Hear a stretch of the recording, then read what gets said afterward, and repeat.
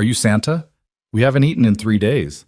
Those words, whispered by a 6-year-old girl with sunken eyes, would haunt a drifting cowboy forever. But this isn't a Christmas miracle. This is high summer in 1887, where the sun kills as surely as any bullet, and a widow stands between her starving children and men who've decided her land is worth more than her life. What happens when a stranger rides into hell, not to save anyone, but to settle his own debts? Stay with me until the end. Hit that like button and drop a comment telling me what city you're watching from. I want to see how far this story travels. The heat came first. Not the pleasant warmth of spring that coaxed green shoots from dark earth, but the punishing, relentless fury of a summer that had forgotten mercy. It rose before dawn, shimmering across the Oklahoma Territory in waves that bent the horizon and turned the air itself into something thick and hostile. By mid-morning, it pressed down on the Carter Ranch like an iron hand, squeezing moisture from the soil, cracking the earth into geometric patterns of surrender, bleaching the color from everything until the world existed only in shades of dust and desperation. Evelyn Carter stood on the porch of her farmhouse, her hand shading eyes that had long ago stopped expecting relief. 32 years old, though the frontier had a way of adding decades to a woman's face that no mirror could accurately measure. Her dark hair, once thick and lustrous, now hung in a loose braid down her back, threaded with gray that hadn't been there 2 years ago. Her dress, faded calico that had been mended so many times the original fabric was more memory than reality, hung loose on a frame that had shed 20 pounds since her husband disappeared. Disappeared.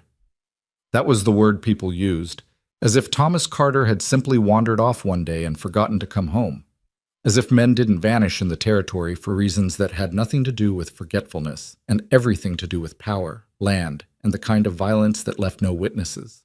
The ranch stretched before her like a dying patient, 40 acres that had once held promise, now reduced to a monument of failure.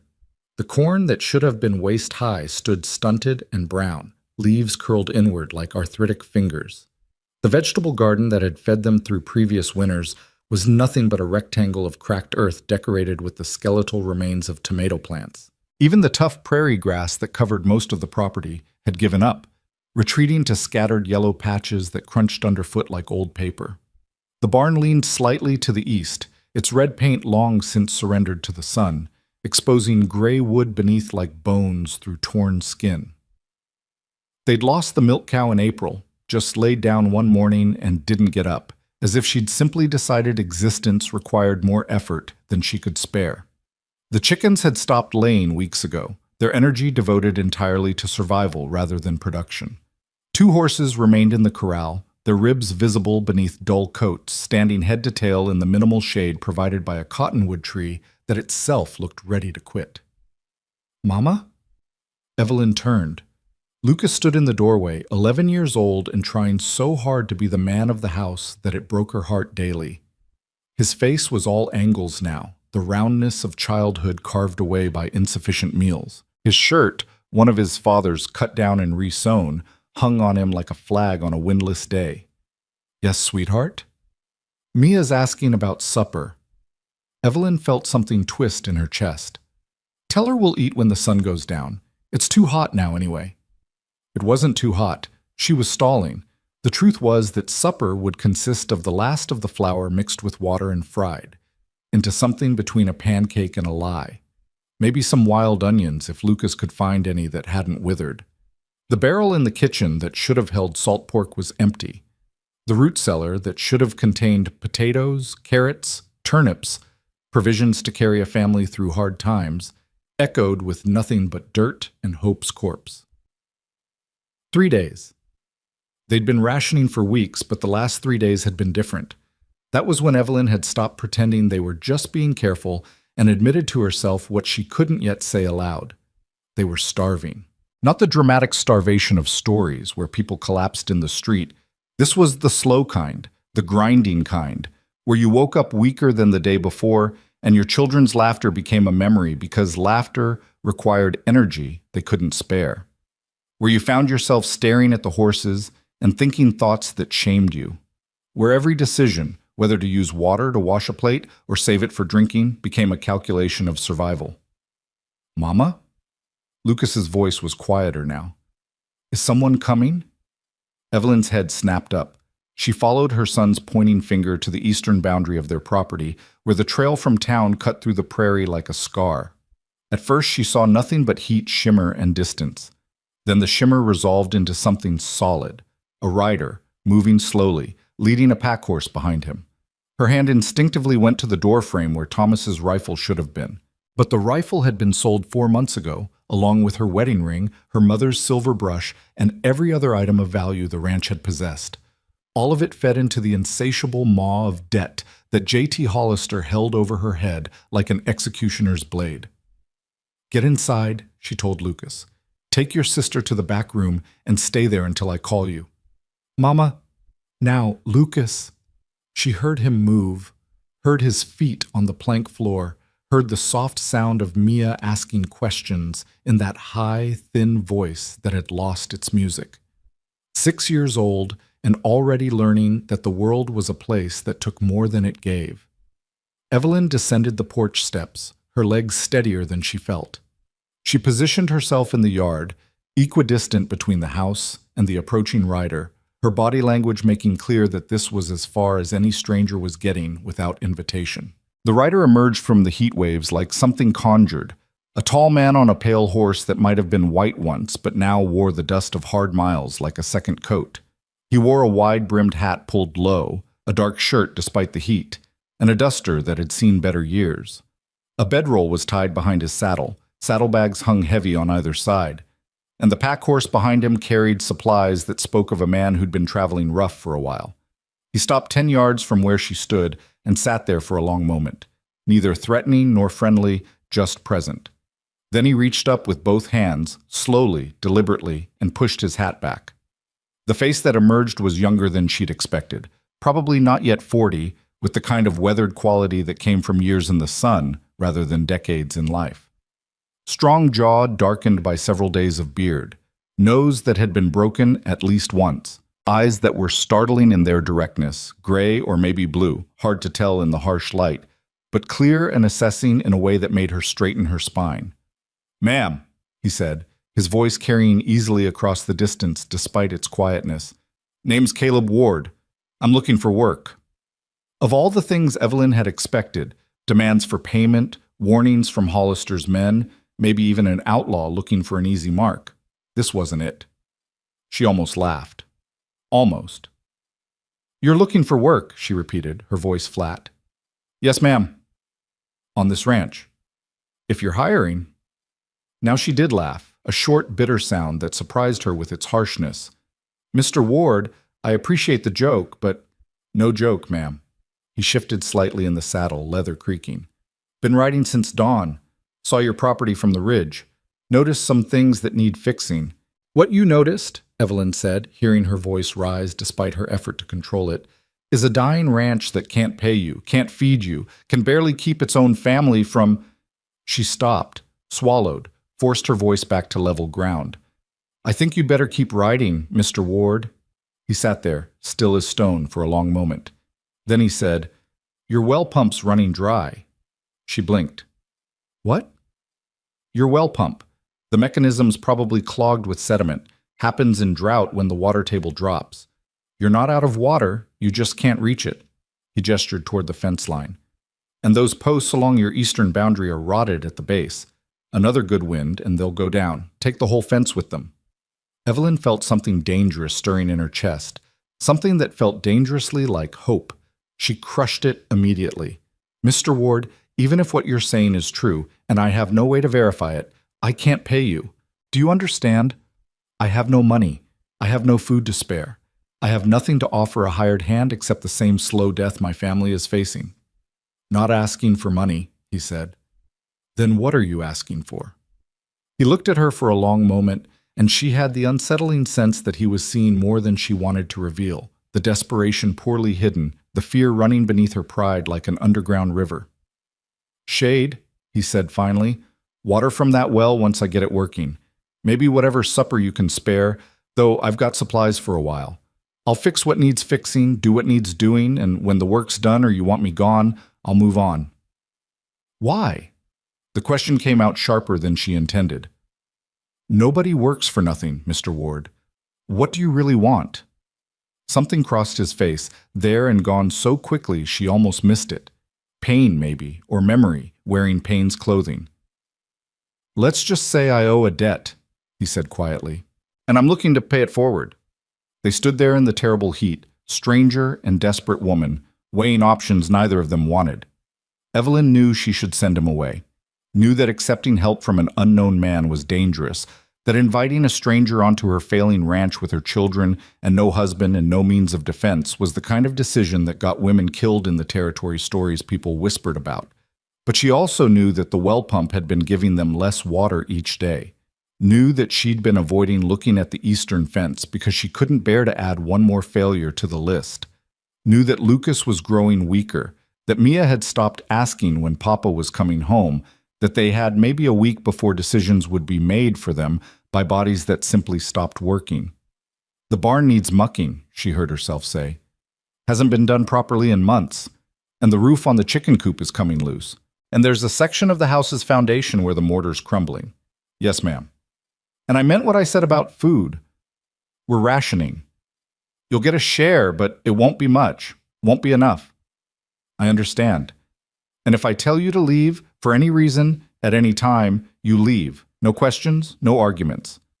Fair enough. Evelyn took a breath, released it, made a decision that felt like stepping off a cliff in the dark. You can put your horses in the corral. There's space in the barn for you to bed down. She paused, trying to remember the protocols of employment she hadn't thought about in months. I'll show you where things are. Caleb Ward nodded, touched the brim of his hat, and dismounted in a smooth motion that spoke of decades in the saddle. He was taller than she'd thought, maybe 6'2", with the lean build of a man who'd worked hard and eaten light for most of his life. As he led his horses toward the corral, Evelyn turned back to the house and found both her children pressed against the window, their faces pale circles in the dim interior. She forced something resembling a smile and gestured for them to come out. Lucas emerged first, positioning himself slightly in front of his sister in a gesture of protection that was both heartbreaking and futile. Mia peered around him, her enormous eyes, so like her father's, fixed on the stranger who was unsaddling his horse with economical movements. Is he going to help us, Mama? Mia whispered. He's going to try, sweetheart. Is he good or bad? It was the question of the age, wasn't it? The territory was full of men who were one thing one day and another the next, where circumstances turned shepherds into wolves, and wolves sometimes, occasionally, remembered how to be something resembling human. I don't know yet, Evelyn said honestly, but we're going to be careful and we're going to be smart, and if anything feels wrong, you tell me immediately. Understand? Both children nodded. They watched Caleb Ward work, removing saddles, checking hooves, speaking softly to the horses in words they couldn't hear. He moved with the kind of quiet competence that came from a lifetime of practice, every gesture purposeful, nothing wasted. When he was done, he retrieved something from his saddlebags and walked toward them. Evelyn felt her muscles tense, felt Lucas shift his weight, felt Mia's small hand find hers. Caleb stopped a respectful distance away and held out his hand. In it was a small bundle wrapped in oilcloth. Got some jerky here, he said, and hardtack. Not much, but it keeps. Figured the children might be hungry. Evelyn stared at the offered food. Her pride wanted to refuse it. Her maternal instinct wanted to snatch it from his hand and run. The compromise between those two impulses left her paralyzed. It was Mia who broke the stalemate. Are you Santa? She asked in that solemn, serious voice children used for important questions. Caleb blinked. Then, to Evelyn's surprise, he knelt. Actually got down on one knee in the dust and heat, so he was at Mia's eye level. No, little miss, he said gently. I'm just a cowboy. But I heard you might be in need of some help, and I happened to be passing through. We haven't eaten in 3 days, Mia said with the devastating honesty of children who haven't yet learned that some truths are supposed to stay hidden. Not really eaten. Mama tries, but she's sad because the cupboards are empty, and the mean man from town wants to take our house. Mia, Evelyn started, mortification flooding through her, but Caleb just nodded, as if Mia had shared nothing more shocking than the color of the sky. That does sound like a situation that needs addressing, he said. He held out the bundle of food. Why don't you and your brother share this, and I'll see what I can do about those other problems. Fair? Mia looked at her mother. Evelyn wanted to refuse, wanted to insist they didn't need charity, but she was looking at her daughter's thin face and her son's desperate eyes, and suddenly pride seemed like a luxury they couldn't afford. She nodded. Mia took the food with the reverence most children reserved for Christmas presents, and Lucas helped her unwrap it. The jerky was good quality, venison by the look of it, and there was more hardtack than Evelyn had seen in months. Thank you, she managed, the words scraping her throat. We'll pay you back. Somehow. No need, Caleb said, rising to his feet. Just part of the arrangement. Now, if you'll show me where your tools are kept, I'll get started on that well pump before the day gets any hotter. The day was already a furnace, but Evelyn didn't argue. She led him to the barn, a journey of 30 yards that felt like miles under the weight of her children's hungry eyes and her own complicated gratitude. The barn's interior was marginally cooler, though the smell of old hay and animal absence was thick. Thomas's tools hung on the far wall, organized with the precision of a man who'd believed in the power of order even when chaos was winning. Hammer, saw, plane, awls, files, the bits and pieces of frontier maintenance that separated survival from surrender. Your husband? Caleb asked, and there was no pity in his voice, just acknowledgement. Yes. Recent? 18 months. The lie came automatically. It had been 18 months since Thomas had disappeared. How long since she'd actually had a husband, a partner, a presence, something more than an absence wearing his clothes? That was harder to calculate. Caleb selected a wrench, examined it, nodded. I'm sorry for your loss. Are you? The words came out harder than she intended. You don't know me. Don't know him. Don't know if he was worth mourning. He looked at her then, really looked, and she saw recognition in his eyes. Not of her specifically, but of something, some flavor of grief or anger or the complicated mixture of both that accompanied loss that wasn't clean. No, he said. I don't know any of that, but I know what it looks like when someone's been left to hold things together alone, and I know it's not fair, and I know sorry doesn't fix anything, but it's still true.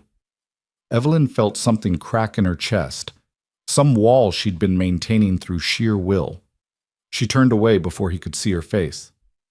The pump's on the north side of the house, she said, her voice rough. You'll need a bucket for the sediment. Yes, ma'am. He left, tools in hand, and Evelyn stood alone in the barn's dusty dimness, listening to her children outside sharing jerky like it was a feast, listening to the creak of the pump handle as Caleb Ward began working on a problem she'd thought was unsolvable.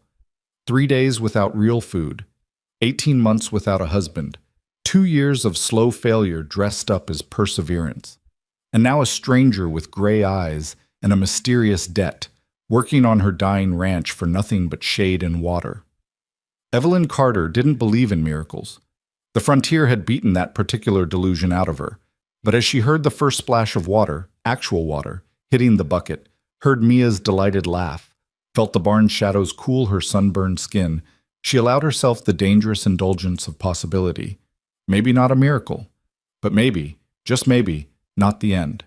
Not yet. The afternoon stretched long and brutal. The sun reached its apex and seemed to park there, as if the universe itself had decided that this particular day in July would serve as a test of endurance for anyone foolish enough to be alive in the Oklahoma Territory. Evelyn went through the motions of daily survival, checking on the chickens, still not laying, examining the stunted garden, still dying, trying to plan a supper from ingredients that existed more in memory than reality. But her attention kept drifting to the north side of the house, where Caleb Ward worked with the kind of steady persistence that reminded her painfully of Thomas in the early days, before the territory had broken something fundamental in him. The pump was old. Thomas had bought it used from a family moving back east, part of the constant churn of settlers who arrived full of hope and left full of something harder to name. It had worked well for 3 years, then adequately for 1 more, then progressively worse until the last few weeks when it seemed determined to surrender entirely. Evelyn had tried to fix it herself, of course, had taken it apart as much as she dared, cleaned what she could reach, said prayers to a god she wasn't sure was listening. But whatever was wrong existed beyond her limited understanding of mechanics, buried in the mysterious intersection of metal and water and the earth's grudging mercy. She found reasons to walk past, carrying wash water that didn't need carrying, checking on the children who didn't need checking. Each time she found Caleb Ward doing something different. Dismantling the pump housing, clearing the intake pipe with a length of wire he'd fashioned from God knows what, running rope down into the well itself, measuring depth, calculating things she couldn't begin to guess. He worked without speaking, without seeming to notice her observation, his focus absolute. Sweat darkened his shirt, made his hair curl at his neck, drew lines down his face that he wiped away absently with a kerchief that had gone from red to brown with dust. It was late afternoon when things changed. Evelyn was in the kitchen, teaching Mia how to make flour cakes with the precious little they had left, when Lucas burst through the door with an energy she hadn't seen in weeks. "Mama, Mama, it's working! The pump! There's so much water!" She dropped the wooden spoon, not bothering to wipe the flour from her hands, and followed her son outside at a pace just shy of running. The sight that greeted her stopped her in her tracks. Water. Actual water, not the muddy trickle that had become their norm, but clear water, pouring from the pump spout with a force that seemed impossible. It filled the trough Caleb had positioned beneath it, spilling over in streams that caught the late sun and turned it into something that looked like liquid gold. Caleb stood back, his hand still on the pump handle, watching the flow with the critical eye of a man assessing his work. When he saw her, he nodded. Sediment built up in the intake, like I thought. Plus, the leather gasket had dried out and cracked, not sealing properly. Fashioned a new one from spare tack leather. He released the handle, and the water continued flowing from momentum before settling to a manageable stream. You'll want to pump it for a good 10 minutes every day, clear out any sediment before it builds up again. And keep the gasket oiled. Lard works if you've got it. Evelyn couldn't speak. She was staring at the water, abundant, clear water, the way a person might stare at a resurrection. "Mama, can we?" Lucas was looking at the water with desperate longing. She nodded, not trusting her voice, and both children descended on the trough like penitents to a holy site. They cupped their hands and drank, splashed their faces, laughed with a sound she'd almost forgotten they could make. Mia dunked her whole head under, came up sputtering and grinning, her hair plastered to her skull, and her dress soaked and her face transformed by simple, profound joy. "Easy," Caleb said gently. "Don't drink too fast after going without. Small sips, let your body adjust." Lucas nodded seriously, slowing his gulps, and Mia imitated her brother with the unconscious mimicry of younger siblings everywhere. Evelyn approached the trough like it might vanish if she moved too quickly. She bent, cupped her hands, lifted water that was cold from the earth's depths, and drank. It tasted like minerals and possibility and the first breath after drowning. "How?" she asked when she could speak. "How did you know?" Caleb was coiling the rope he'd used, his movements methodical. "Seen it before. Drought drops the water table, pump has to work harder, sediment gets pulled up. Usually fixable if you know what you're looking for." "I tried to fix it." "I'm sure you did, ma'am, but some things need specific tools, specific knowledge. Doesn't mean you failed, means you needed help you didn't have." The words were matter-of-fact, empty of judgment, and somehow that made them harder to hear. How much of the last 6 months had been Evelyn trying to fix things she didn't have the knowledge or tools for? How much had been perseverance, and how much had been pride wearing perseverance's clothing? "Thank you," she said, and this time the words came easier, felt less like surrender, and more like simple truth. "Welcome to do the same for those fence posts tomorrow, if that suits you." "Mr. Ward." "Caleb's fine, ma'am." "Caleb." The name felt strange in her mouth, too informal, too friendly for a man she'd known for 3 hours. "Why are you really here?" He finished coiling the rope, tied it off, straightened. When he looked at her, his eyes were tired in a way that had nothing to do with the day's labor. "I told you. You told me you owe a debt. That's not an answer. That's a deflection." She crossed her arms, aware she was pushing but unable to stop herself. Men don't ride onto failing ranches offering free labor out of simple charity. They don't have the skills you have and live the life you're clearly living. So I'll ask again, why are you here? For a long moment, she thought he wouldn't answer. Then he looked past her toward the western horizon, where the sun was beginning its slow descent, and said, I had a family once. Ranch in Texas. Not much bigger than this. Wife named Sarah. Daughter named Beth. She'd be about your girl's age now if... He stopped. Started again. There was a drought. Bad one. I hired on with a cattle drive, thought I could make enough to tide us through, buy seed for the next season. Told myself it was the smart thing, the responsible thing. Told myself they'd be fine for 2 months while I was gone. Evelyn felt ice forming in her stomach despite the heat. There was a fire, Caleb continued, his voice flat in the way of people reciting facts they'd repeated too many times. Started in the barn, spread to the house. By the time neighbors got there, he stopped again. They said Sarah tried to go back in for Beth. They said she almost made it out. Oh, God, Evelyn whispered. So when I see a ranch failing, a family struggling, a woman trying to hold things together alone... He looked at her then, and the pain in his eyes was old and raw and bottomless. I stop. I help. I do what I should have done 3 years ago. I stay instead of leaving. That wasn't your fault, Evelyn said automatically. Wasn't it? His smile was terrible. I chose to leave, chose to believe everything would be fine, chose wrong, and they paid the price. So now I make different choices. I stop running. I help where I'm needed. And maybe, somewhere down the line, the ledger gets a little more balanced. That's not how... I know, he interrupted. I know it doesn't work that way. Know that helping your family doesn't bring back mine. Know that no amount of fence mending or pump fixing will change what happened. But it's what I've got, Mrs. Carter. It's the only currency I have left to spend. They stood there in the lowering light, 2 people carrying grief in different shapes, and Evelyn understood with sudden clarity that she'd been wrong about miracles. They didn't exist, at least not the kind that erased pain or rewound time or made the dead undead. But sometimes broken people helped other broken people stay upright a little longer. Sometimes that had to be enough. Evelyn, she said quietly. Ma'am?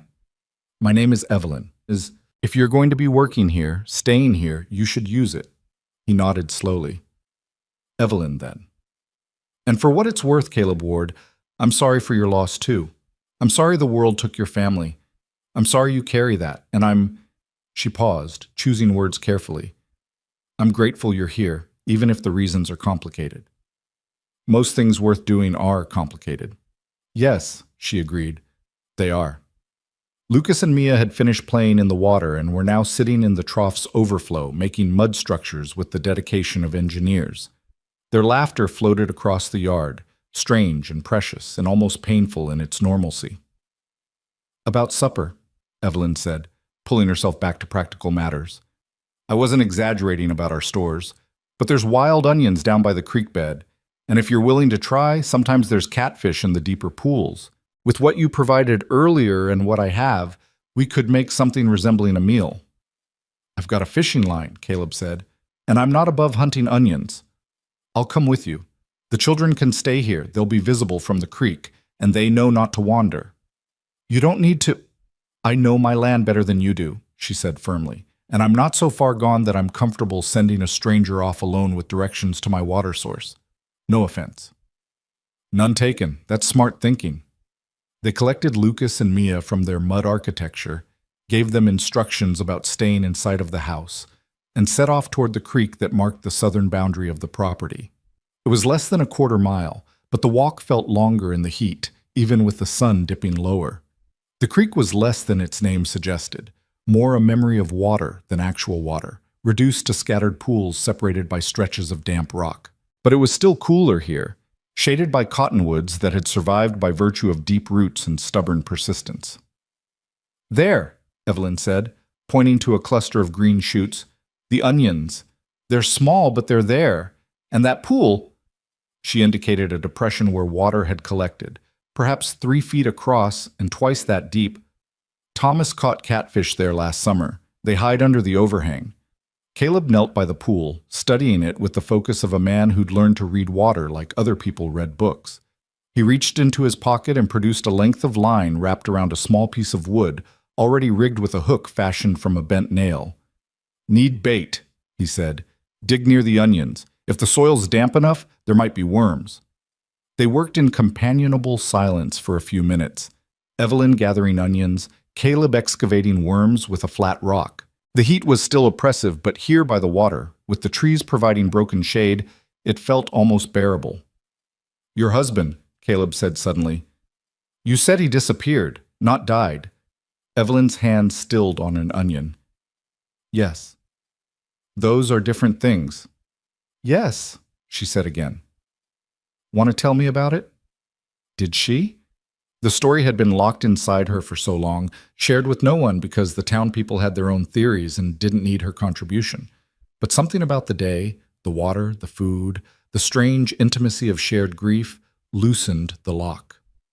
"Thomas Carter was a good man," she said slowly, pulling another onion and dropping it in the cloth bag she'd brought. "Not perfect. Had a temper sometimes, especially when things weren't going well. Drank more than he should. But he loved us. Loved this land. Believed in the promise of it, you know? That if we just worked hard enough, sacrificed enough, we could build something lasting." "Lots of men believe that," Caleb observed, baiting his hook. "Yes, and lots of men learn different." She moved to another cluster of onions. "There's a man in town, J.T. Hollister.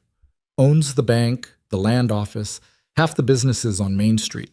Came out from St. Louis 5 years ago with money and ambition and the kind of smile that makes you check your pockets after shaking his hand.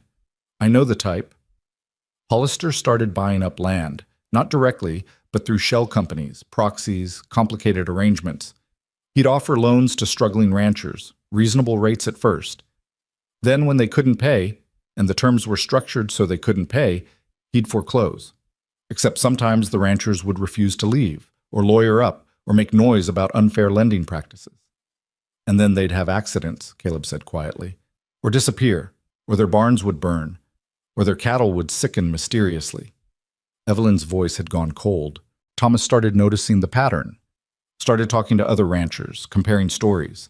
He was going to take it to the territorial marshal, had evidence, statements, documentation. She stopped, her hands in the dirt, seeing Thomas as he'd been that last morning, excited, nervous, certain he was doing the right thing, kissing her goodbye, promising he'd be back by nightfall. "They found his horse 3 days later," she continued, "wandering loose, saddle still on, no sign of Thomas. The marshal did a search, half-hearted, everyone knew, and concluded Thomas must have been thrown, hit his head, wandered off, confused. They searched for a week, found nothing, declared it a tragic accident." "But you don't believe that." "I believe my husband was murdered," Evelyn said flatly. "I believe Hollister or his men killed him because he was going to expose a conspiracy. And I believe the reason they didn't make it look like an accident is because the message was more important than the cover-up. They wanted other ranchers to know, this is what happens when you fight back." Caleb cast his line into the pool, the weight carrying it to the shadowed depths. "And now Hollister wants your land. Has wanted it since before Thomas disappeared. We borrowed from his bank to expand the ranch, buy equipment. Terms seemed reasonable at the time, but there were clauses about productivity requirements, property conditions, all kinds of technical language Thomas thought was standard. But wasn't. We defaulted 6 months ago. Hollister's been patient, publicly patient anyway. Sent representatives to check on me, offered to help by buying the land for pennies on the dollar. Last month his lawyer showed up with foreclosure papers. I've got until the end of August to pay the full debt or vacate." "How much is the debt?" $300. Caleb whistled low. It was an enormous sum for a failing ranch, more than most families saw in a year. "There's no way to raise it," Evelyn continued. "I've sold everything sellable. Even if the crops came in, which they won't, it wouldn't be enough. And if by some miracle I scraped together the money, Hollister would just find another clause I'd violated, another reason to take what he wants. He could just force you out now." "He could. But he's careful, Hollister. Likes to maintain the appearance of legitimacy. As long as I'm cooperating, playing along with the legal fiction, he doesn't need to get his hands dirty. It's only when people fight back that—" She stopped, realized what she'd just implied. "That they end up like Thomas." Caleb finished. Yes. He was quiet for a moment, watching his line. Then he said, You ever think about leaving, taking the children somewhere else, starting over? Every day. The admission came easily, perhaps too easily. But where would we go? What would we do? I've got no money for travel, no family to take us in. And even if I did... She paused, surprised by the ferocity in her next words. This is my land, my home. Thomas is buried somewhere in this dirt, even if there's no marker to show it. I'll be damned if I let Hollister take it without a fight. Even if fighting means, I know what it means. She met his eyes. I know the stakes, Caleb. I'm not naive, but I'm also not leaving. Not while there's breath in my body and strength in my hands. Not while my children are watching to see if their mother is someone who stands or someone who runs. Caleb studied her for a long moment, then nodded slowly, something like respect crossing his face. Fair enough. His line twitched. He gave it a moment, then jerked. Not hard, just firm, and began pulling in. A catfish emerged, small but viable, thrashing in the fading light. Supper, he said simply. They caught 2 more before full dark threatened, gathered their onions, and walked back toward the house. The children had moved to the porch, sitting close together, and Evelyn felt a pang seeing how they'd positioned themselves, able to see the direction their mother had gone, ready to call or run if needed. This was what the territory did to children, she thought, made them cautious, made them old before their time, made them understand that mothers sometimes didn't come back. Look, Mia called out, pointing at the fish. We're going to have real food. Real food, Evelyn confirmed, unable to help her smile. Lucas, get the good pan, the cast iron. Mia, fetch the salt from the cupboard and be careful with it. The children scrambled to help, their energy renewed by the promise of an actual meal. Caleb cleaned the fish with quick efficiency while Evelyn got the stove going. Precious wood, carefully rationed, but some occasions warranted the expense. As she worked, measuring flour for coating, chopping onions, rationing the last of their lard, she was intensely aware of Caleb's presence in her kitchen. It had been 18 months since a man stood here, since male hands helped with domestic tasks, since the space felt like something shared rather than something defended. It should have felt invasive. Instead, it felt like memory made manifest, not of Thomas specifically, but of the idea of partnership, of shared burden, of 2 people working toward a common purpose. Dangerous thinking, she warned herself. Caleb Ward was passing through, paying a debt that wasn't really his to pay. This wasn't permanence. This wasn't salvation. This was a moment, and moments ended.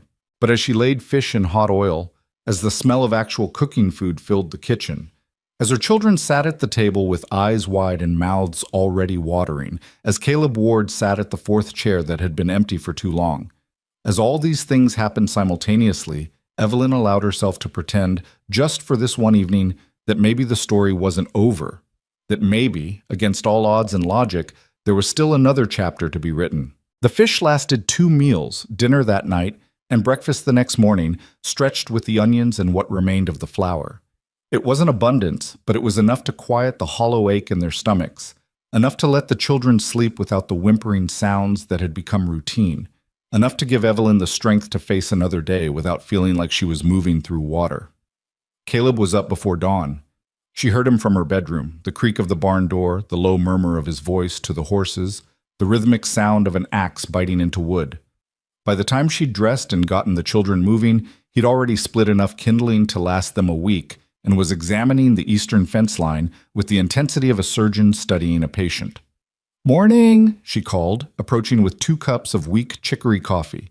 Real coffee had become a memory months ago, but the ritual of morning cups remained. He straightened, accepted the cup with a nod of thanks. "Morning. Your son was right about these posts. 3 are completely rotted through at the base, another 4 are compromised. Wind's been holding them up more than any actual structural integrity." Evelyn looked at the fence.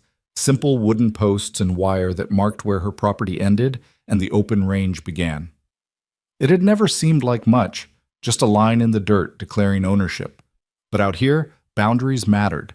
They were the difference between your cattle and someone else's, your land and disputed territory, your home and just another piece of prairie that belonged to whoever could claim it. Can they be fixed?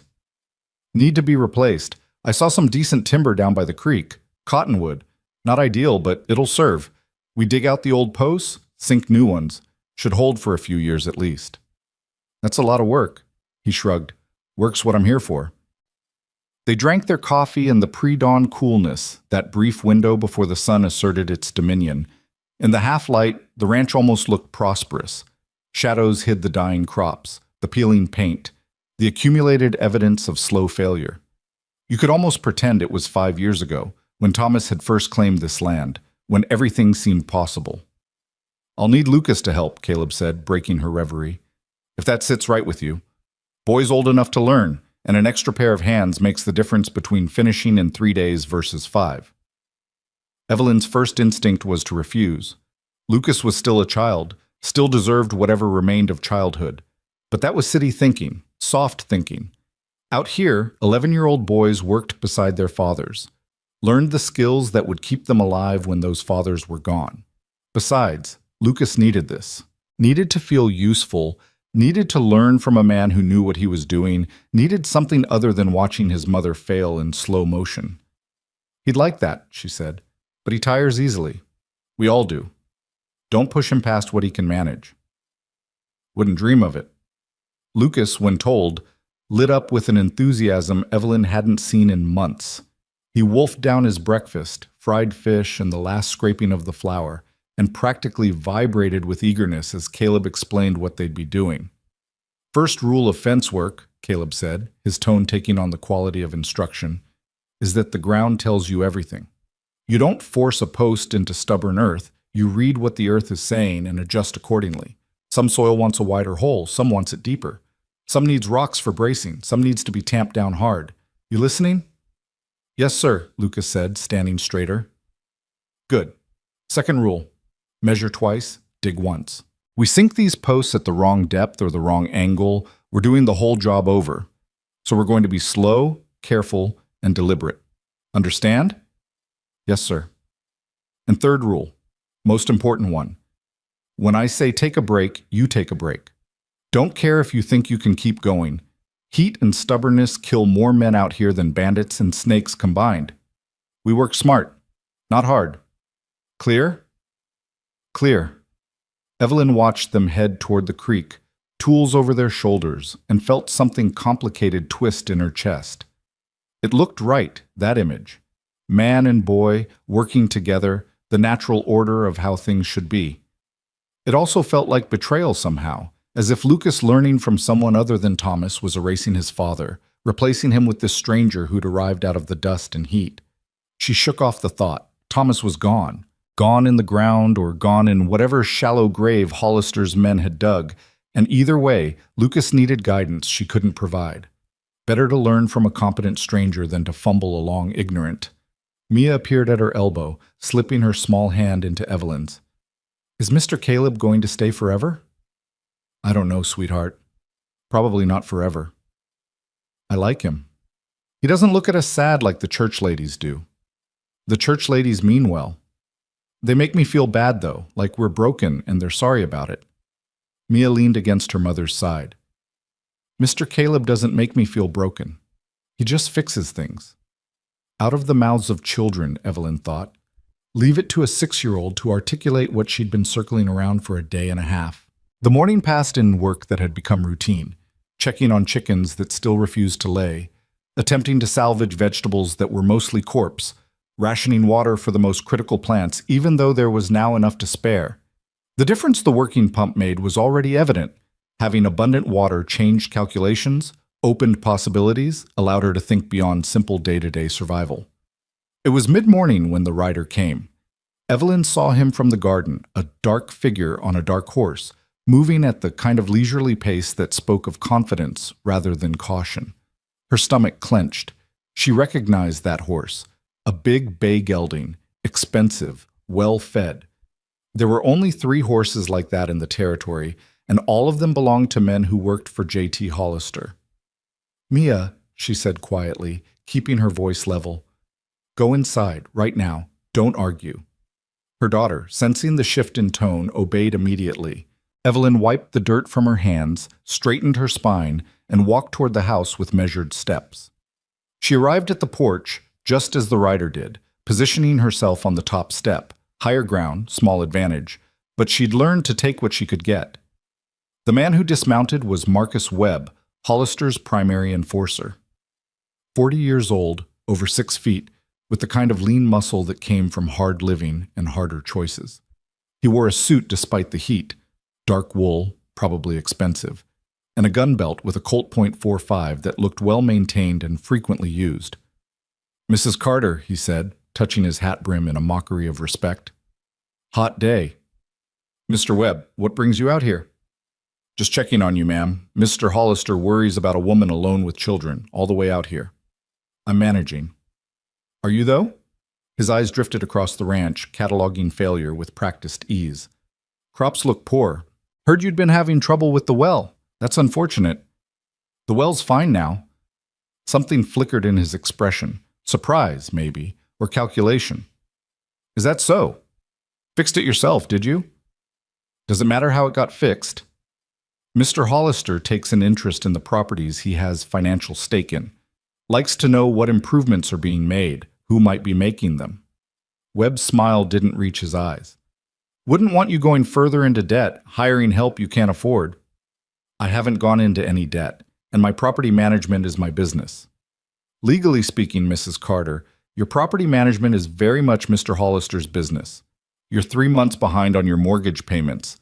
The August deadline is approaching. We'd hate to see you lose everything because of poor planning." The threat was barely veiled. Evelyn forced her voice to stay steady. "I'm aware of my obligations, Mr. Webb.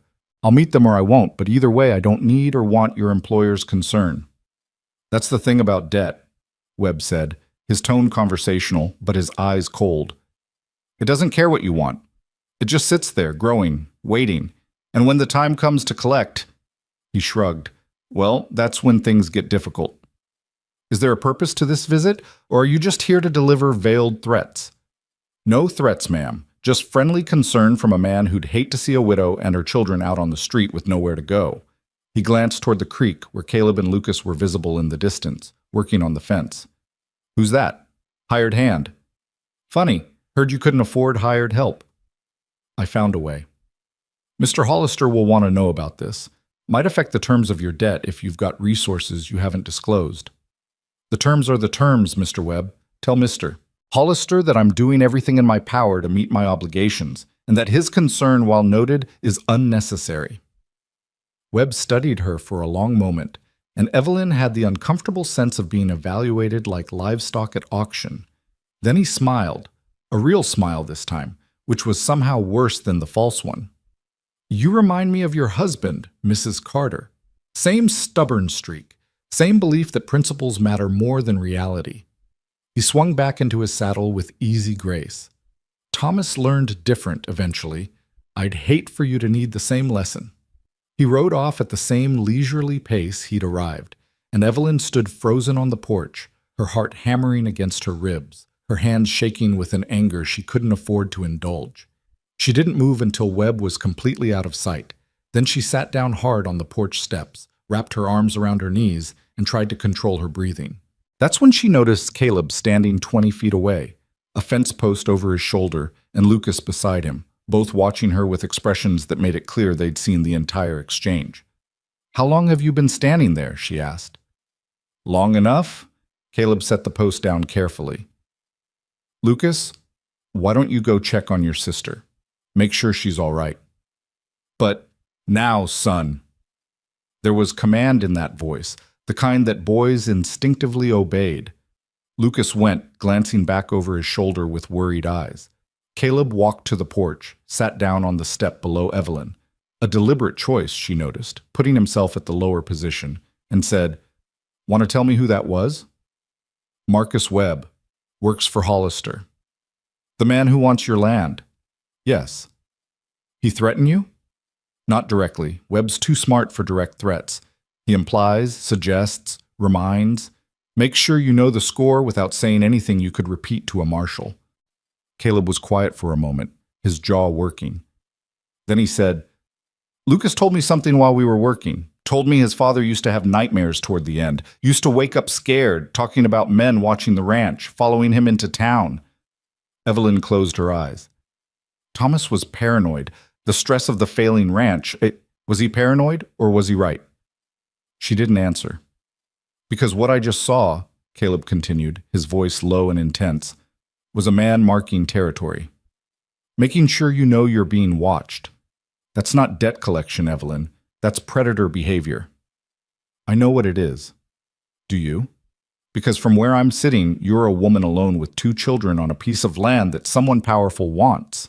And the only thing standing between you and being forcibly removed is a legal fiction that expires in 6 weeks. That's not a situation you can just endure your way through. What exactly do you suggest I do? The words came out sharper than she intended. Fight? How? I have no money, no influence, no power. I can't hire lawyers, can't buy protection, can't even prove Thomas was murdered because there's no body, no evidence, just my certainty against Hollister's reputation. You could leave. We've had this conversation. That was before I saw Webb, before I understood exactly what you're up against. Caleb turned to face her fully. Evelyn, they're stubborn and they're suicidal. If Hollister wants this land badly enough to kill for it, and I think we both know he does, then staying here isn't bravery. It's a death sentence. Maybe. She met his eyes. But it's my choice to make. What about your children's choice? They get a vote in whether their mother martyrs herself for a patch of dirt? The words hit like a physical blow. She stood up, anger flooding through her in a hot rush. Don't you dare! Don't you dare come here, work for 2 days, and presume to lecture me about my children. You don't know them. Don't know me. Don't know what we've survived or what we're capable of surviving. You're right, Caleb said, standing as well, but keeping his voice level. I don't know. But I know what grief looks like, and I know what desperation looks like, and I know the difference between courage and slow suicide. And right now I'm looking at a woman choosing the latter while calling it the former. They stood there, both breathing hard, the heat pressing down like a judge's gavel. Somewhere in the house, Mia was singing to herself, a formless melody that drifted through the walls like smoke. I can't leave, Evelyn said finally, and hated how her voice cracked on the words. I can't. This is all I have, Caleb. All that's left of the life Thomas and I built. All that proves we existed, that we mattered. If I walk away, they win. Hollister wins. Thomas dies for nothing. And my children learn that their mother is someone who runs when things get hard. Or they learn their mother is someone who chooses them over pride. It's not about pride, isn't it? His voice was gentle now, which somehow made it worse. Evelyn, I'm not saying you shouldn't fight. I'm saying you need to fight smart. Staying here, waiting for August to come while Hollister tightens the noose. That's not fighting. That's just dying slow. She wanted to argue, wanted to defend her choices with the kind of righteous certainty she'd been clinging to for months. But somewhere in his words was a truth she'd been avoiding, that determination without strategy was just stubbornness wearing a noble mask. What would you do? She asked quietly. If you were me, what would you do?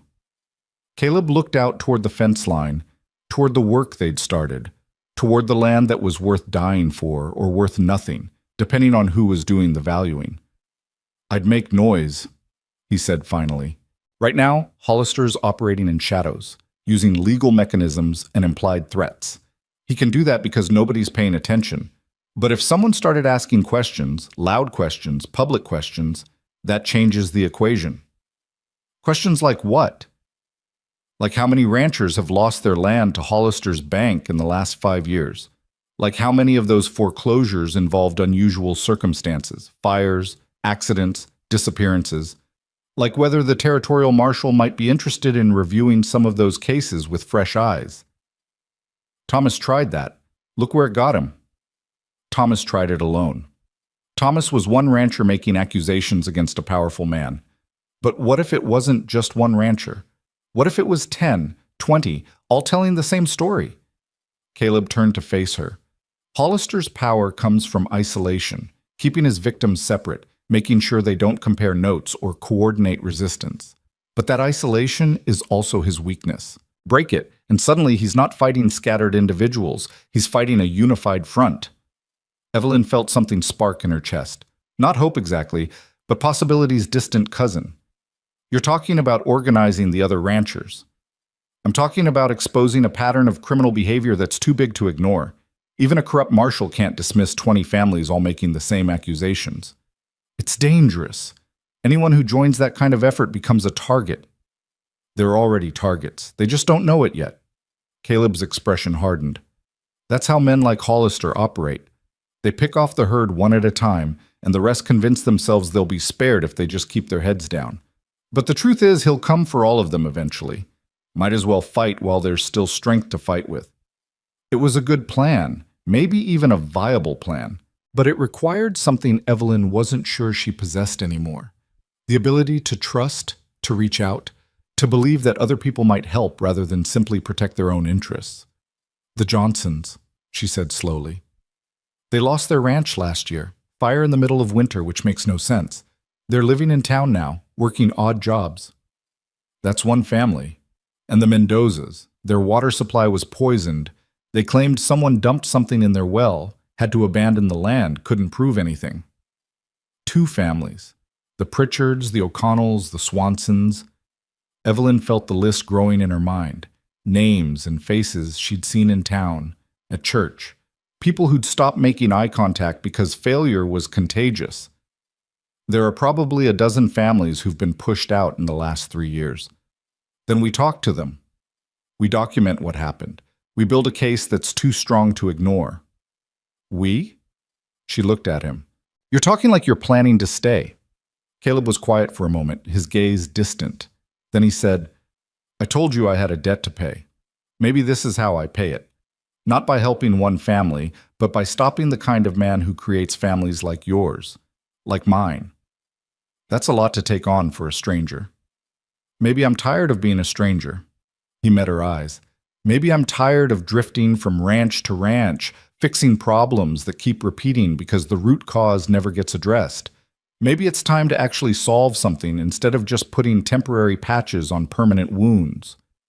There was intensity in his voice, conviction that went beyond simple helpfulness. Evelyn recognized it because she'd felt it herself. That moment when endurance transformed into purpose, when surviving became insufficient and you needed to actually win. If we do this, she said carefully, if we start making noise, organizing people, building a case against Hollister, it won't be subtle. He'll know, and he'll respond. Yes. People could get hurt. People are already getting hurt. At least this way they'd be fighting back. My children would see their mother stand up instead of bow down. Caleb's voice softened. Evelyn, I'm not saying there's no risk. There's enormous risk. But the alternative is waiting for August, waiting for Hollister to take everything, waiting to become another story people whisper about. At least this way you're choosing the terms of the fight. She looked at the ranch, her ranch, Thomas's dream, her children's inheritance.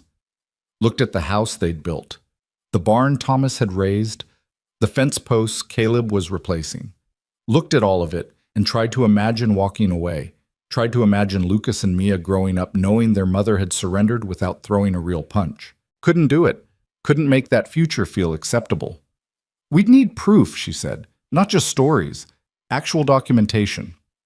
Loan papers, foreclosure notices, records of what families were promised versus what they got. Anything that shows a pattern of fraud or coercion. People keep papers. Even when they lose everything, they keep the papers that destroyed them. Human nature. We'd need someone to present it, someone who can't be easily dismissed or intimidated. A lawyer, maybe, or a territorial representative. Someone with standing and authority. Those cost money. Then we find money, pool resources, call in favors, make it work somehow. Caleb's eyes were bright now, strategic mind engaged. First step is gathering the families, hearing their stories, seeing what we've got to work with. Can you make a list of names, people who might be willing to talk? I can try. But Caleb, these are scared people, defeated people. Convincing them to stand up against the man who destroyed them, that's not going to be easy. Nothing worth doing is easy. You taught me that. I didn't teach you anything. You taught me what it looks like when someone refuses to quit, even when quitting is the smart choice. You taught me that sometimes stubbornness is another word for strength. He smiled slightly. Now, I'm just suggesting we point that strength in a useful direction. Evelyn found herself smiling back despite everything. You're either very brave or very stupid. Can it be both? Usually is. They stood there on the porch, the heat pressing down, the impossible task stretching before them like an unbridged canyon. But for the first time in 18 months, Evelyn felt something other than despair. Not hope. She wasn't ready for that word yet. But possibility, maybe. The sense that endings weren't inevitable, that stories could have different conclusions than the ones powerful men wrote. "Lucas!" she called. "Come get some water. We've got planning to do." Her son emerged from the house, Mia trailing behind him, both children sensing the shift in atmosphere, even if they didn't understand its source. They gathered around the pump that worked now because a stranger had known how to fix it, and drank cold water from the earth's deep places. "Mr. Caleb's going to be staying a while longer," Evelyn told them, and watched their faces light up with uncomplicated joy. "We've got work to do, important work. Are you two ready to help?" "Yes, Mama," they chorused. "Good, because things are going to get hard before they get better, but we're not alone anymore. We've got help, we've got a plan, and we're going to fight." "Fight who?" Mia asked. "The bad men," Lucas said with the certainty of childhood understanding of moral absolutes. "The ones who hurt Papa." Evelyn looked at Caleb, who nodded slightly. Permission, encouragement, solidarity. "Yes," she said. "The ones who hurt Papa, and we're going to make sure they can't hurt anyone else." The children cheered, treating it like a game, because they were young enough that justice and vengeance and legal battles were abstractions that existed in the safe distance of adult concerns. But Evelyn knew better, knew that what they were planning was dangerous, knew that Hollister wouldn't accept challenges to his power, knew that before this was over, there would be blood and fire and choices that couldn't be unmade. But she also knew that for the first time since Thomas's horse had come home riderless, she wasn't facing those things alone. The stranger who'd ridden out of the summer heat had become something else. Not family. Not yet. Maybe never. But ally. Partner. The kind of help that didn't come with pity or expectations, just competence and commitment, and a debt he was determined to pay. That evening, they ate together again. Beans Caleb had brought from his supplies, cornbread Evelyn made with the last of a neighbor's gift flour, water that tasted like triumph because it came from a pump that worked. Lucas talked about fence posts and proper digging technique with the enthusiasm of a new convert. Mia fell asleep at the table, her head pillowed on her arms, her face peaceful in a way it hadn't been for weeks. And Evelyn sat across from Caleb Ward and began making lists in her head. Names of families, locations of documents, arguments that might convince scared people to become brave ones. The task was enormous. The odds were terrible. But the alternative was surrender. And that word wasn't in her vocabulary anymore. Outside, the sun finally released its stranglehold on the day, and the temperature dropped from unbearable to merely oppressive. Night birds called across the prairie. The horses in the corral moved restlessly, sensing storms that might be coming or might be wishful thinking. And on the eastern boundary of the Carter Ranch, new fence posts stood straight and strong, marking territory that someone had decided was worth defending. The fight hadn't started yet, but the army was beginning to form, and in the morning they would begin recruiting soldiers. The first family they approached was the Johnsons. Evelyn and Caleb rode into town 3 days after Webb's visit, leaving Lucas and Mia with their nearest neighbor, a widow named Mrs. Patterson who'd lost her own husband to consumption and understood what it meant to carry on alone. The children had protested being left behind, but Evelyn had been firm. What they were doing required adult conversations about adult violence, and some things children shouldn't witness, even brave ones.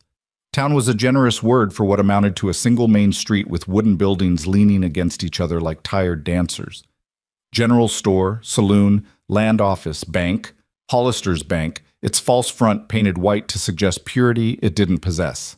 A few houses scattered on the outskirts, a church with a steeple that listed slightly to the north, and everywhere the dust that seemed to be the territory's primary export. They found Robert Johnson behind the livery stable, mucking out stalls for 50 cents a day, and whatever dignity he could salvage from the wreckage of his life. He was 45 but looked 60. his face carved into hard lines by disappointment and physical labor that broke bodies faster than it built them. "Mrs. Carter," he said when he saw them, surprise and something like shame crossing his features. "Didn't expect to see you in town." "Mr. Johnson, this is Caleb Ward. He's helping out at my ranch. We'd like to talk with you if you have a few minutes." Johnson glanced around nervously, as if the walls had ears. They probably did, Evelyn thought. In a town this size, information traveled faster than disease and was just as contagious. "Talk about what?" "About what happened to your ranch. About Hollister." The name landed like a stone in still water. Johnson's face closed up immediately, his body language shifting from open to defensive in the space of a breath. "Got nothing to say about that. Lost the ranch fair and square, that's all. Bad luck with the fire, worse luck with the bank. These things happen." "Mr. Johnson," "I said I got nothing to say, Mrs. Carter. Now, if you'll excuse me, I've got work to do." He turned back to his mucking, dismissing them with the kind of finality that brooked no argument. But Caleb didn't move, just stood there watching Johnson work, and after a moment said quietly, "Your barn burned in January, middle of winter. Temperature was below freezing that week." Johnson's shovel paused mid-stroke. "Fires don't usually start spontaneously in freezing weather," Caleb continued, "especially not in barns where everything's cold and damp. Someone would have to be careless, leave a lantern burning, maybe. Or someone would have to be deliberate." "You calling me careless?" Johnson's voice was tight. "I'm saying fires have causes, and sometimes those causes are men with matches and grudges." Johnson set down the shovel, his shoulders slumping. When he turned, his eyes were haunted. "You know what happens to people who make accusations they can't prove?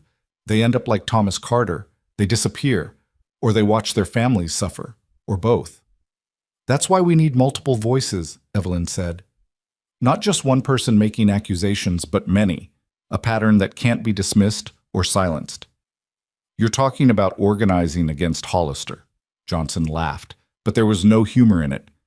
"That's suicide, Mrs. Carter. The man owns this town, owns the marshal, owns the land office.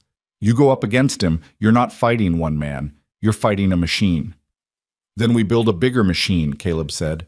"We document everything. We get testimony from every family he's destroyed. We take it to the territorial governor, to federal marshals, to newspapers in the big cities. We make it too loud to ignore. And in the meantime, while you're building this case, what do you think Hollister's doing? Sitting quietly?" Johnson shook his head. "He'll come after you, come after everyone involved. Make examples that'll keep people quiet for the next decade." "He's already coming after me," Evelyn said. "I've got 6 weeks before foreclosure. 6 weeks before I lose everything Thomas and I built. So I can spend those 6 weeks waiting to die, or I can spend them fighting. I'd rather fight." Something flickered in Johnson's eyes. Recognition, maybe, or memory of who he'd been before fear had hollowed him out.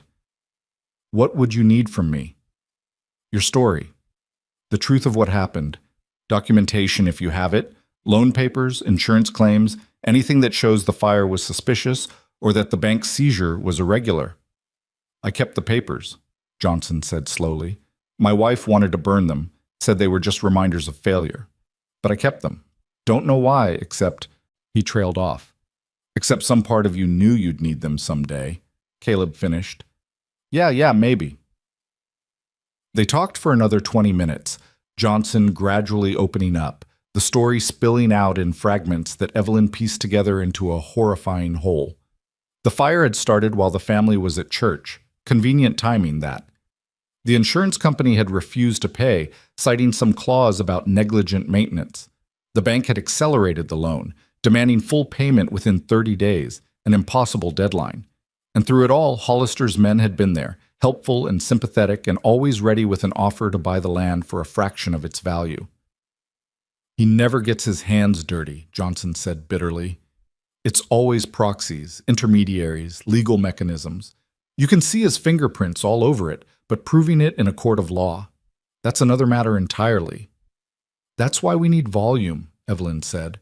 "1 case is an anomaly. 10 cases is a pattern. 20 cases is a conspiracy." Johnson agreed to help, though the fear never left his eyes. He gave them names of other families, locations where they might be found, warnings about who to avoid because they'd been too broken or bought off to be reliable. The Mendoza family was next, living in a one-room shack on the edge of town, taking in laundry to survive. Maria Mendoza listened to their pitch with the hardened skepticism of someone who'd learned that hope was a luxury she couldn't afford. But her husband Carlos had fire left in his eyes. "We lost everything because someone poisoned our well," he said, his accent thick but his English clear. "Livestock died first, then the children got sick. We couldn't prove it was deliberate, but what else makes sense? Water was fine for 3 years, then suddenly it's killing everything that drinks it?" "Did you have it tested?" Caleb asked. "With what money? We were already stretched thin. By the time we realized something was wrong, half our cattle were dead, and the bank was calling in the loan." Carlos's hands clenched into fists. "Hollister's man, that Webb pendejo, he came by, all sympathy and concern. Offered to buy the land, said he'd give us enough to start over somewhere else. But the price was robbery. Highway robbery with a smile and a handshake." "Did you keep any records? Bills of sale for the dead cattle, medical records for the children, anything?" Maria disappeared into the back room and emerged with a tin box, its contents pathetically sparse. A few papers, some receipts, a photograph of the ranch as it had been. But it was something. It was proof of loss, if not proof of crime.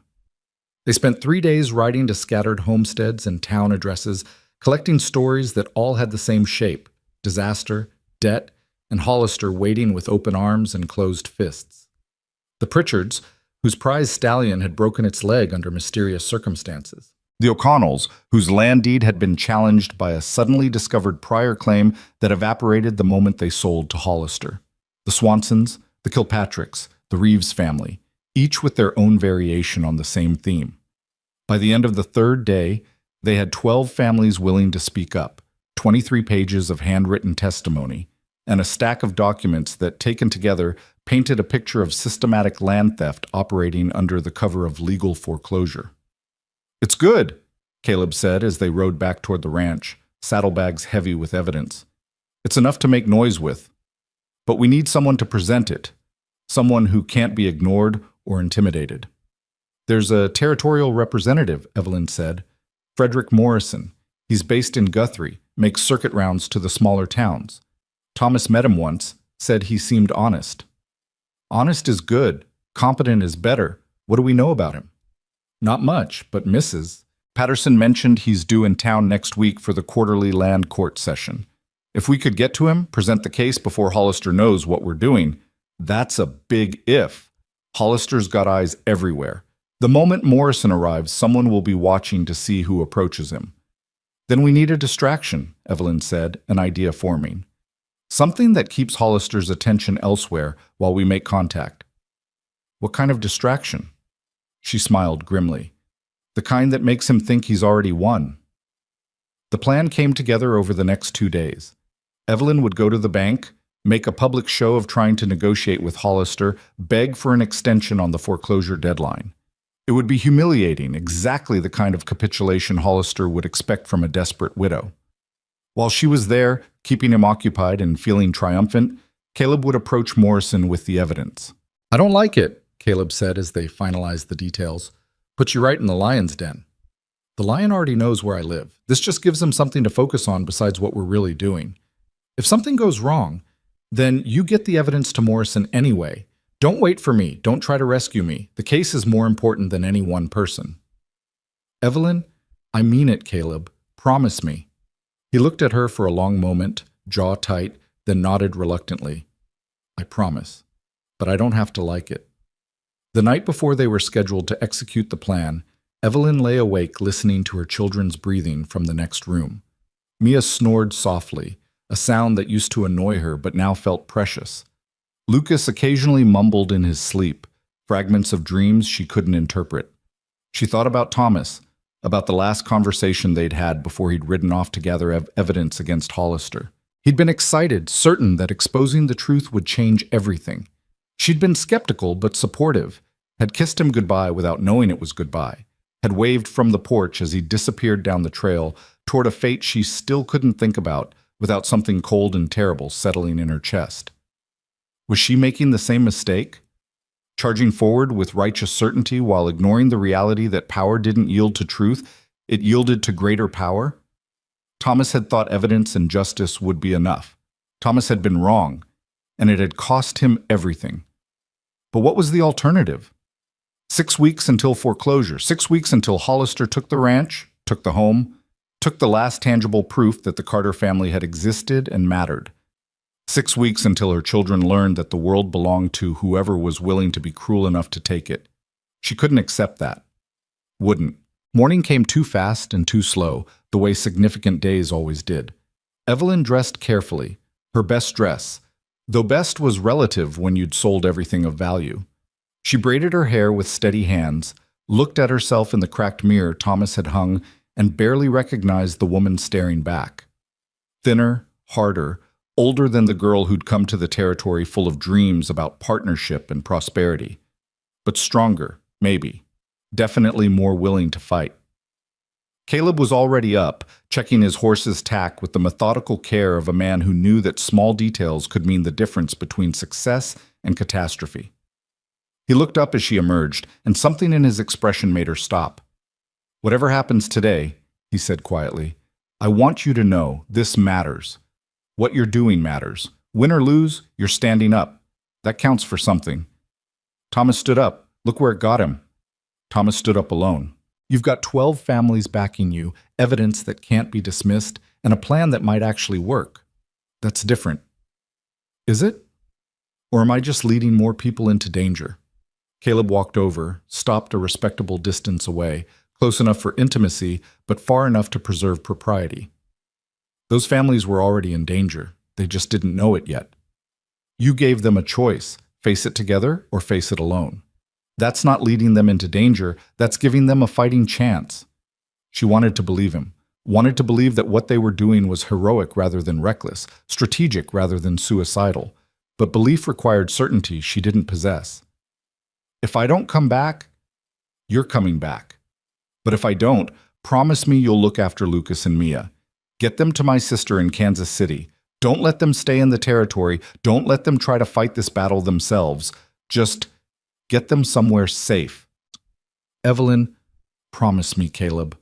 He closed his eyes briefly, then opened them. I promise, but you're coming back, so it won't matter. They rode into town separately, arriving an hour apart so as not to seem coordinated. Evelyn went straight to the bank while Caleb positioned himself near the land office, waiting for Morrison's arrival. The bank was oppressively formal. Dark wood, serious paintings, an atmosphere of judgment disguised as propriety. The clerk recognized Evelyn immediately, his expression shifting from professional neutrality to poorly concealed pity. Mrs. Carter, Mr. Hollister is expecting you. That stopped her. Expecting me. Yes, ma'am. If you'll follow me. She followed him through a door marked private and into an office that managed to be both ostentatious and austere. Expensive furniture, thick carpet, but no personal touches, as if the occupant wanted to demonstrate wealth without revealing anything of himself. J.T. Hollister sat behind a massive oak desk, looking exactly like what he was, a predator dressed in civilization's clothing.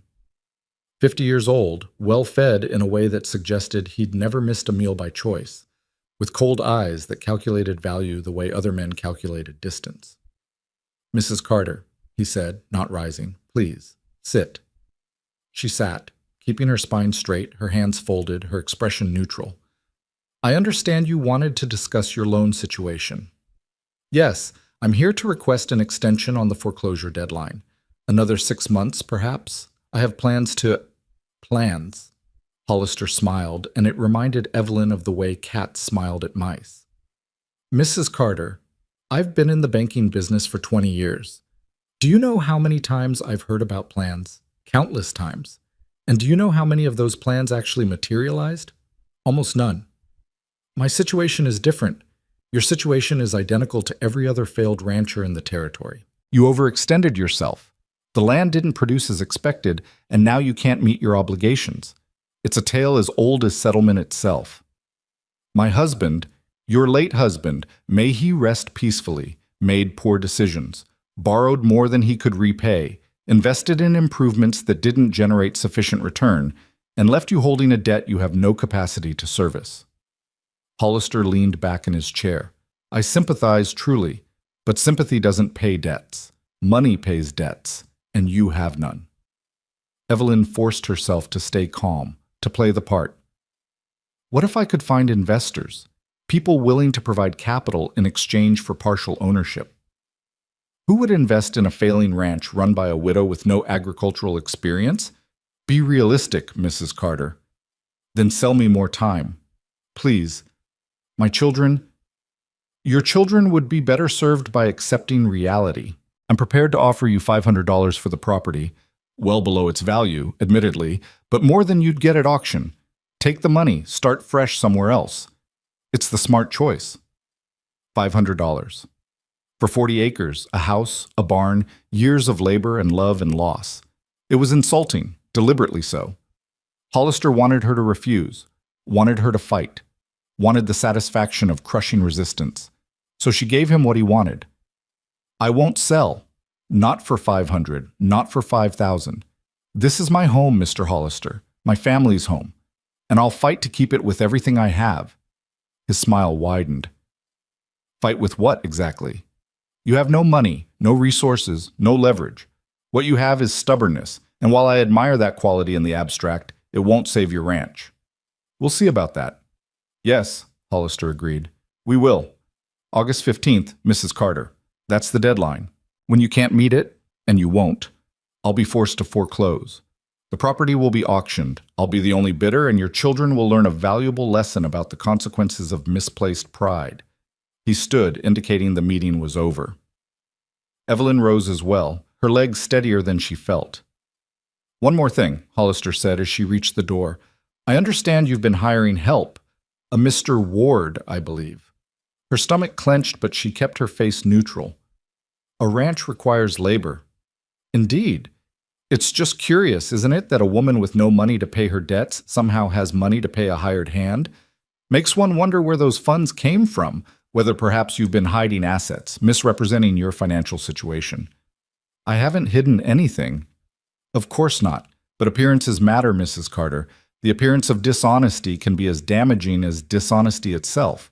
Just something to keep in mind as we approach August. Sit. It was a threat, barely veiled. Hollister was telling her that if she didn't cooperate, he'd find ways to make things worse. Would manufacture charges, create complications, turn the foreclosure into something even more devastating. She met his eyes and let him see that she understood. Let him see that she wasn't afraid, or at least that fear wouldn't stop her. Good day, Mr. Hollister. She walked out of the bank with measured steps, didn't allow herself to hurry or show weakness. It wasn't until she was around the corner, out of sight of the windows, that she leaned against a wall and let herself breathe. He knew. Not everything, maybe not about Morrison or the evidence, but he knew she was planning something. Webb must have reported back about Caleb, about the improved well, about the signs that Evelyn was fighting instead of folding, which meant they had less time than she'd thought. Hollister would be watching now, actively looking for signs of resistance, ready to crush it before it could fully form. She found Caleb an hour later at the boarding house where Morrison was staying. The territorial representative was younger than she'd expected, maybe 35, with the earnest face of someone who still believed government could be a force for good rather than just organized corruption. Mrs. Carter, Morrison said after Caleb had made introductions, your friend here has been telling me about some concerning patterns in the local land market. Patterns is a gentle word for it, Mr. Morrison. What's been happening is systematic theft dressed up as legal foreclosure. Those are serious accusations. I have serious evidence. She laid out the documents they'd collected, walking Morrison through each case, showing him the patterns, the suspicious timing, the irregular loan terms, the convenient disasters that seemed to strike anyone who opposed Hollister's expansion. Morrison read through everything with the careful attention of someone trained to think legally.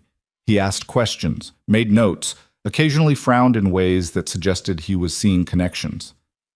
This is compelling, he said finally, but it's circumstantial. Each individual case could be explained away as bad luck or poor judgment. Even taken together, It's not proof of criminal conspiracy. What would constitute proof? Caleb asked. Direct evidence of coordination. Communications between Hollister and whoever's causing these disasters. Financial records showing payments to arsonists or saboteurs. Witness testimony from someone on the inside willing to testify to direct knowledge of criminal activity. We don't have any of that, Evelyn admitted. The people who do that kind of work don't keep records, and they certainly don't testify against the men who employ them. Then what you have is enough to launch an investigation, but not enough to guarantee prosecution. Morrison sat back. I can bring this to the territorial marshal, request a formal inquiry. But Mrs. Carter, you need to understand, inquiries take time, months, possibly years. And during that time, your foreclosure deadline still stands. The law works slowly, and Hollister's timeline works fast. It was what she'd feared, that even when they did everything right, played by all the rules, gathered all the evidence, it still wouldn't be enough. That the system was designed to favor men like Hollister, and challenging it required resources they didn't possess. So what are you saying? She asked quietly. That we should give up? I'm saying you need to be realistic about what legal recourse can accomplish. I'll do everything in my power to investigate these claims, but I can't stop your foreclosure, can't protect you from retaliation, can't guarantee justice. Morrison's expression was sympathetic but firm. What I can do is make sure your story is heard, make sure it's on record, make sure that if anything happens to you or your family, there's documentation of why and who might be responsible. That's cold comfort if we're dead, Caleb said bluntly. Yes, Morrison agreed, it is, which is why I'm also going to suggest that Mrs. Carter consider taking her children somewhere safe while this investigation proceeds. There's being brave, and then there's being foolish. Right now, staying in the territory feels like the latter. Evelyn wanted to argue, wanted to insist that running was surrender, that her children needed to see her stand. But Morrison was right. This was bigger than courage, bigger than principle. This was about survival in a world where power mattered more than justice. I'll think about it, she said, which wasn't a promise but wasn't a refusal either. They left Morrison with the evidence and his promises to investigate and walked back toward where they'd tied their horses. The sun was high and brutal, turning the town into a shimmering mirage of civilization that barely disguised the violence underneath. That didn't go how I hoped, Evelyn said.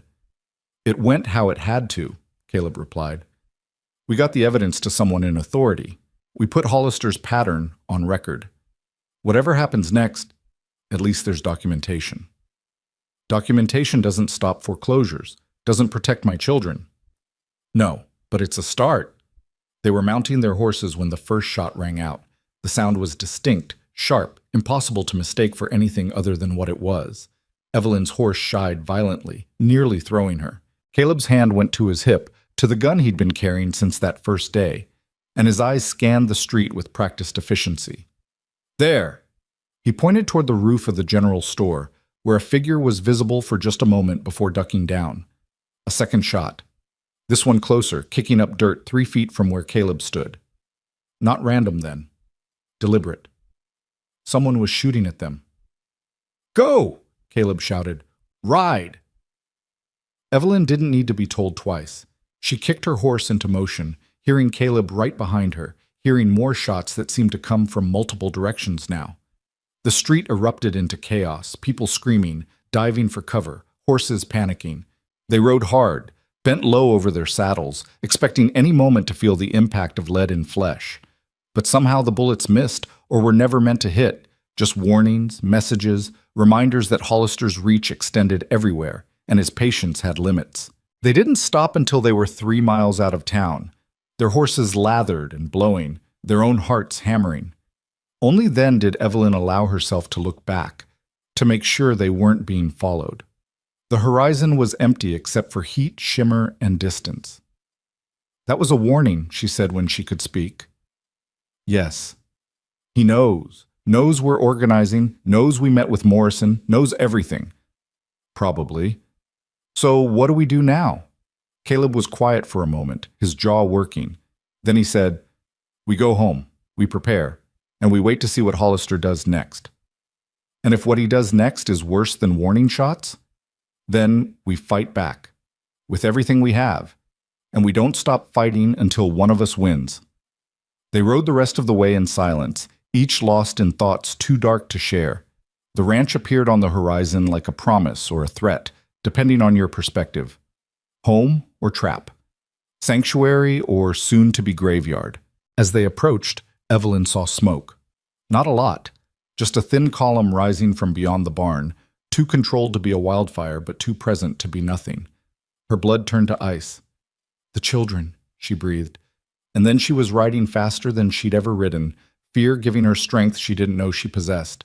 She burst into the yard to find Lucas standing by the fire pit, carefully tending a small, controlled blaze, Mia beside him with a bucket of water at the ready.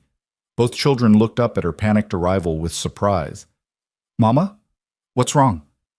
The relief was so intense it made her dizzy. She dismounted clumsily, nearly falling, caught herself on her horse's neck. "I thought... the smoke. I thought something had happened." "We were just burning trash like you taught us," Lucas said, confused. "Old newspapers and rags? Is that wrong?" "No, sweetheart. No, you did exactly right. I just..."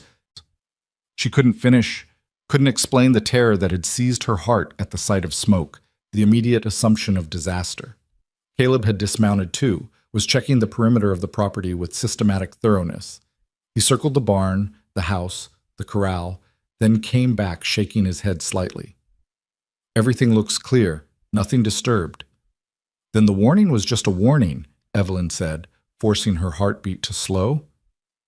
"For now." That night, after the children were asleep, Evelyn and Caleb sat on the porch in the dark, speaking in low voices so as not to wake Lucas and Mia. "I should take Morrison's advice," she said. "Should send the children to Kansas City, to my sister. Keep them safe while this plays out." "But you won't." "I can't. Every day I have them here is another day I get to be their mother. If I send them away, if something happens to me before this is resolved..."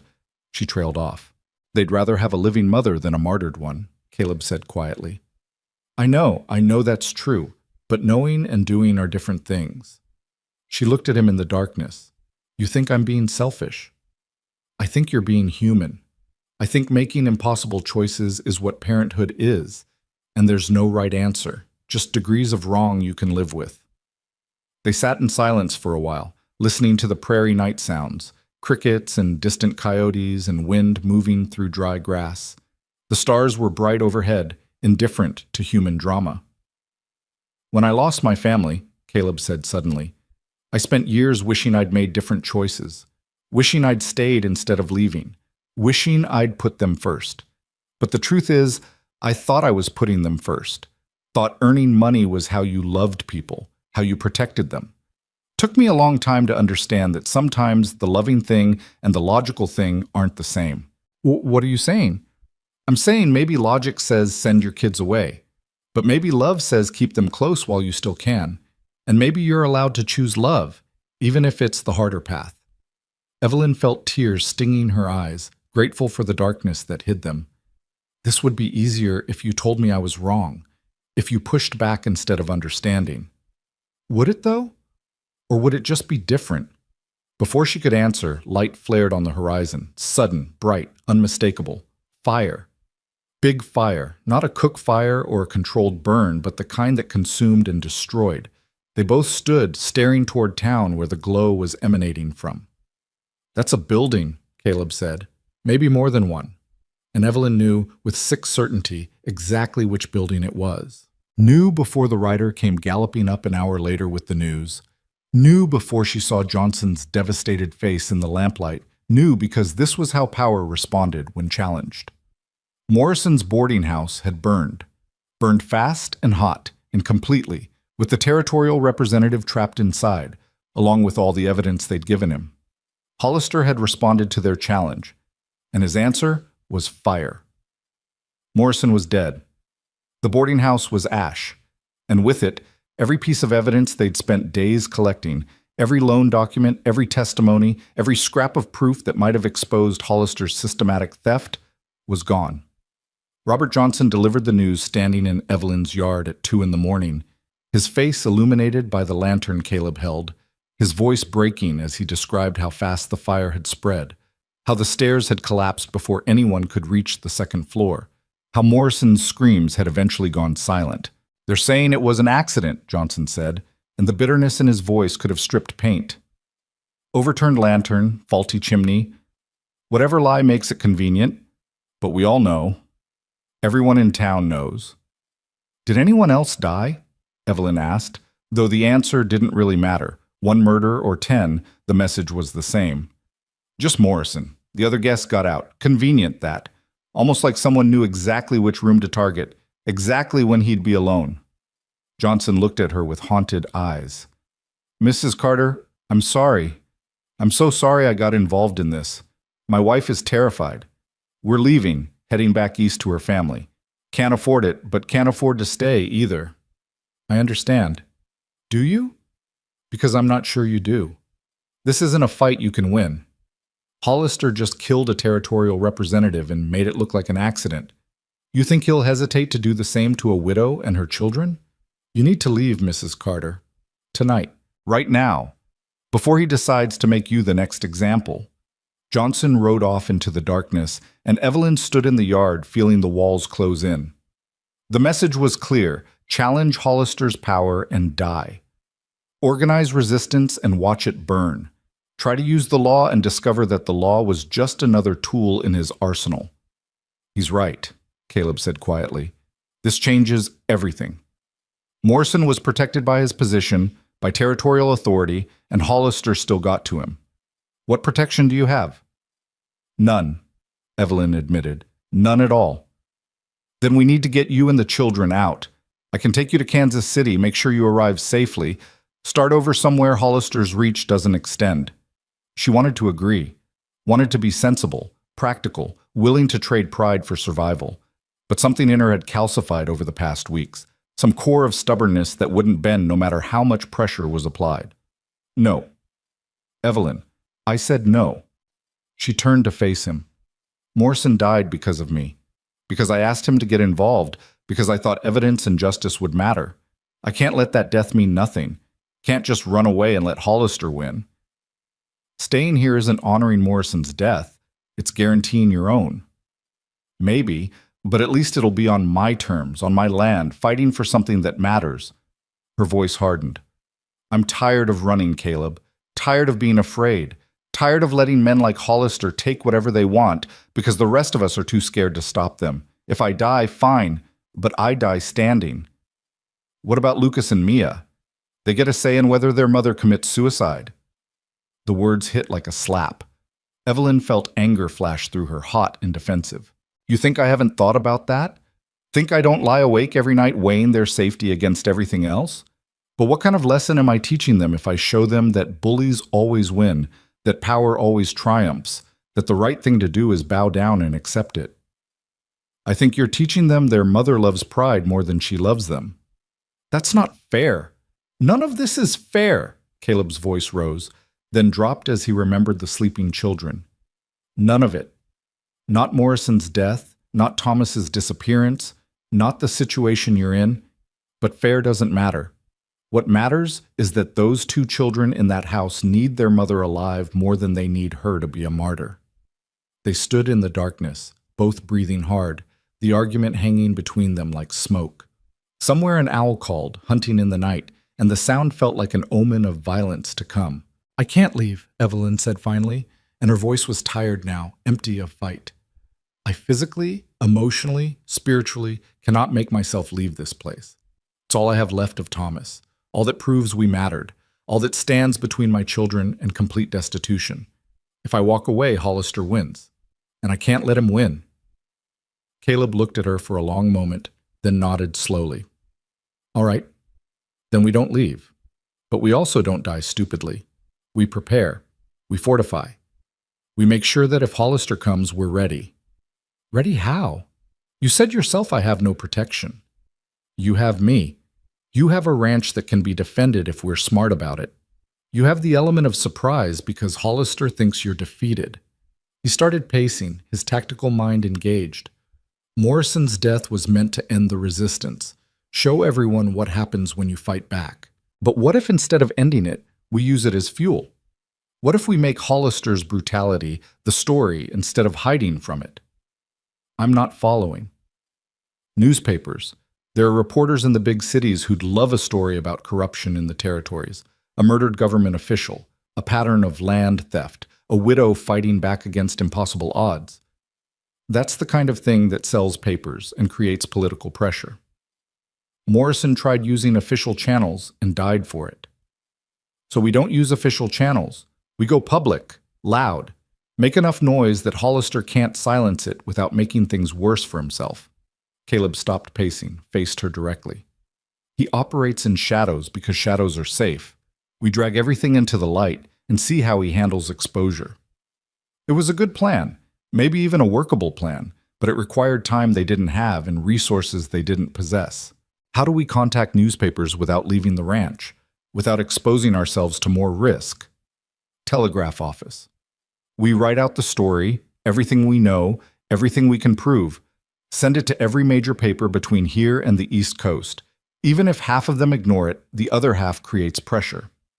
The telegraph operator works for Hollister. Then we find someone who doesn't. Someone with access to telegraph lines who owes Hollister nothing. Caleb thought for a moment. Railroad. The railroad companies run their own telegraph lines, use them to coordinate train movements. If we could get to the depot in the next town over, use their system. That's 40 miles, 8 hours riding at least. And we'd have to leave the children. She stopped. Heard what she was saying. Heard herself making excuses, finding reasons why every plan was impossible, every action too risky. You're right, she said quietly. We go. Tomorrow. Early. Before Hollister knows we're moving. They spent the rest of the night preparing. Caleb checked weapons, his own rifle and pistol, plus Thomas's old shotgun that Evelyn had kept hidden under her bed. Not much of an arsenal, but better than nothing. Evelyn wrote out the story, carefully documenting every case they'd collected, every suspicious fire and convenient disaster, ending with Morrison's murder and Hollister's pattern of silencing opposition. Dawn found them explaining the plan to Lucas and Mia over weak coffee and the last of the hardtack. Mrs. Patterson will watch you for the day, Evelyn said, trying to sound casual about something that felt momentous. We'll be back before dark. Where are you going? Lucas asked, his eyes too knowing for an 11-year-old. To send some messages, important messages that might help us keep the ranch. Is it dangerous? The question hung there, demanding honesty. Evelyn looked at her son and made a choice. No more lies, no more protecting him from reality he could already see. Yes, it's dangerous, but staying here and doing nothing is also dangerous. Sometimes you have to choose between different kinds of risk. Lucas nodded slowly. Like Papa chose. Yes, like Papa chose. Papa didn't come back. The words were simple, factual, devastating. Evelyn felt them hit her chest like physical blows. No, he didn't. But Caleb and I are going to be very careful, and we're going to come back. I promise you, Lucas. We're coming back. It was a promise she had no business making, but children needed promises even when adults couldn't guarantee them, especially then. They dropped the children at Mrs. Patterson's on their way out of the territory, the old widow accepting them with grim understanding and a loaded shotgun prominently displayed by her door. Then Evelyn and Caleb rode hard toward Meridian, the next town over, where railroad tracks cut through the prairie and progress arrived on iron rails twice daily. The day was already heating up, promising another scorcher. Evelyn's horse was steady beneath her, the same mare she'd ridden for 5 years, and there was comfort in that familiarity even as everything else spun into chaos. Beside her, Caleb rode with the easy competence of someone who'd spent more of his life in saddles than in chairs, his eyes constantly scanning the horizon for signs of pursuit or ambush. They didn't talk much. There was too much to say and no good way to say it, so they saved their breath for the ride and let the thunder of hoofbeats fill the silence. Meridian appeared around noon, shimmering in heat waves like a mirage that might disappear if you looked at it wrong. It was bigger than their town, maybe 300 people instead of 150, with actual brick buildings and a train depot that suggested connection to the wider world. The telegraph office was inside the depot, a small windowed room where a young man sat reading a dime novel with his feet propped on the desk. He looked up as they entered, taking in their dust-covered clothes and urgent expressions with the resignation of someone who'd seen too many desperate people pass through. Help you folks? Need to send some telegrams, Caleb said. Multiple recipients. We'll pay cash. The operator's eyes sharpened at the mention of cash. How many we talking? 10 messages, different destinations, same content. That'll run you about $8, depending on length. Caleb pulled out money. Where he'd gotten it, Evelyn didn't know, didn't ask, and laid it on the counter. We'll write it out. You send it exactly as written. No changes, no questions. The operator looked at the money, then at them, then shrugged. Your dime. Long as it's not illegal, I'll send whatever you want. Evelyn unfolded the papers she'd prepared, began copying the message onto telegraph forms in her careful handwriting. It wasn't long, telegraph rates charged by the word, so brevity was essential, but it told the story. Morrison's murder, Hollister's pattern, a widow fighting for her land and her life. She addressed it to newspapers in Kansas City, St. Louis, Chicago, Denver, anywhere that might care about territorial corruption, anywhere that might send a reporter or at least print the story. The operator read the first message, his expression changing from bored to interested to alarmed. Ma'am, this is accusing a man of murder. It's stating facts. Facts that could get someone sued, could get me sued for transmitting them. Which is why we're paying extra, Caleb said, adding $2 more to the pile. For your discretion and your courage. The operator looked at the money, then out the window toward the empty street, then back at the message. Whatever calculation he was making came down on their side. Give me an hour. I'll send them all. But after that, I never saw you. Understood? Understood. They waited in a small cafe across from the depot, drinking bad coffee and watching the telegraph office through dusty windows. Every minute felt like an hour. Every person who walked by looked like a threat.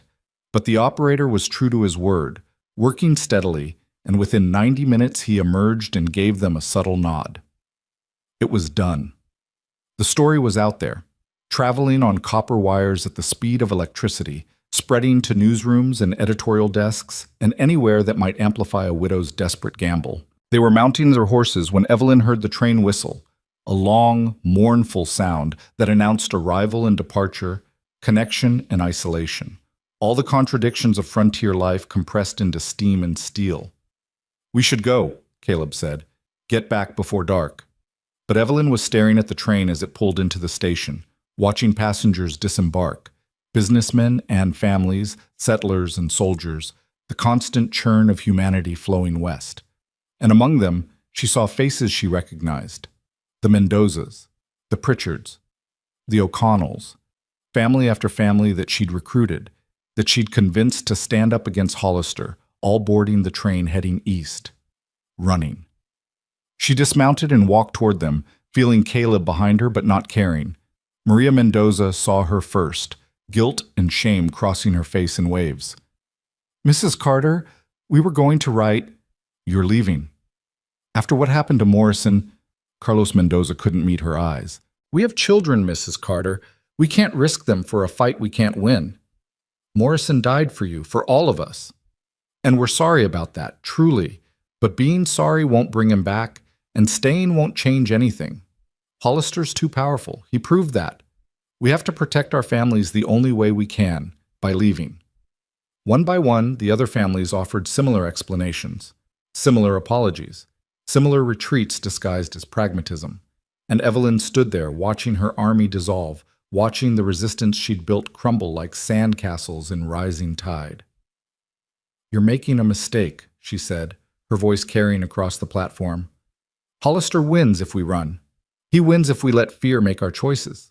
Every family that leaves makes it easier for him to do this to the next family and the next, until there's no one left willing to stand. Then you stand, Johnson said from the train car doorway.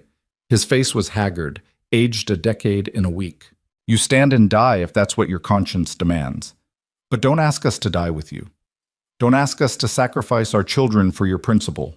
The train whistle blew again. Final boarding, last chance. The families climbed aboard, taking their stories and their fear with them, leaving Evelyn standing alone on the platform with nothing but fury and grief for company. Caleb's hand touched her shoulder.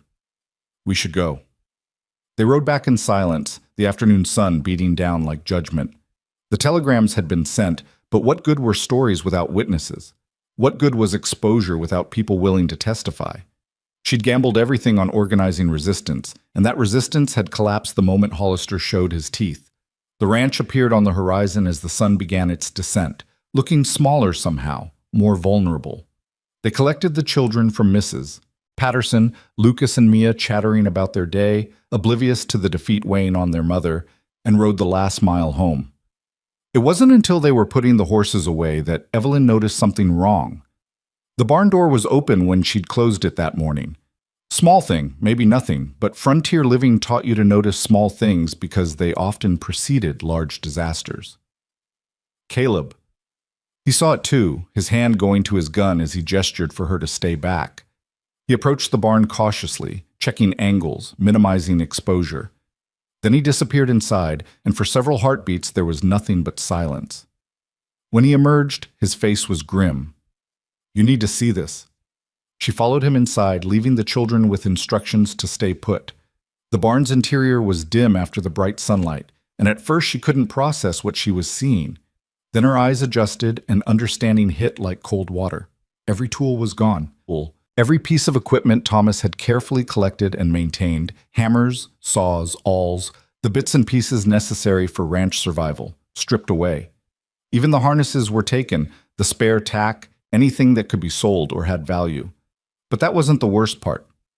Written on the barn wall in what looked like tar or black paint, a message in letters 2 feet high, "Last chance, leave or burn."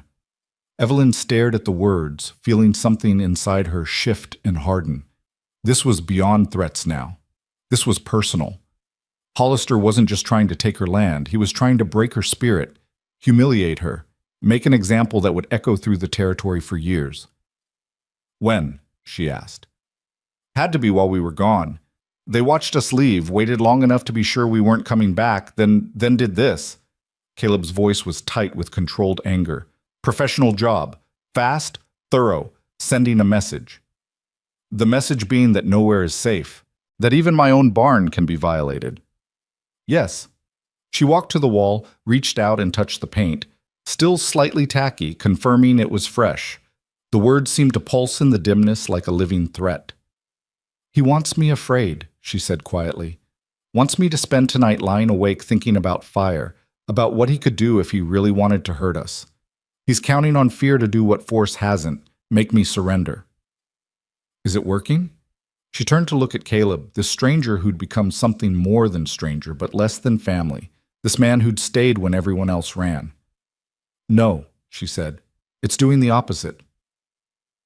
That night, after the children were asleep, Lucas in his room, Mia in hers, both blissfully unaware of the message painted in their barn, Evelyn and Caleb sat at the kitchen table and planned for war. "They'll come for the house next," Caleb said, sketching rough diagrams on paper. "Fire is his weapon of choice. Easy to arrange, hard to prove, effective for sending messages.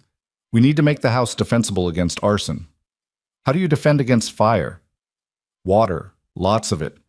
We fill every container we have, position them strategically.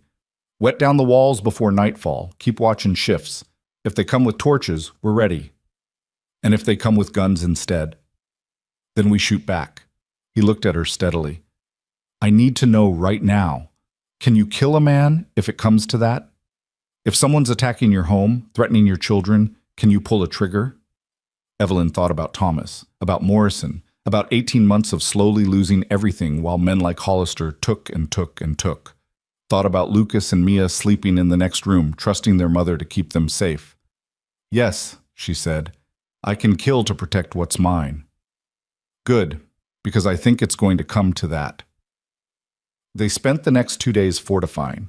Every bucket, pot, barrel, and container that could hold water was filled and positioned around the house's perimeter.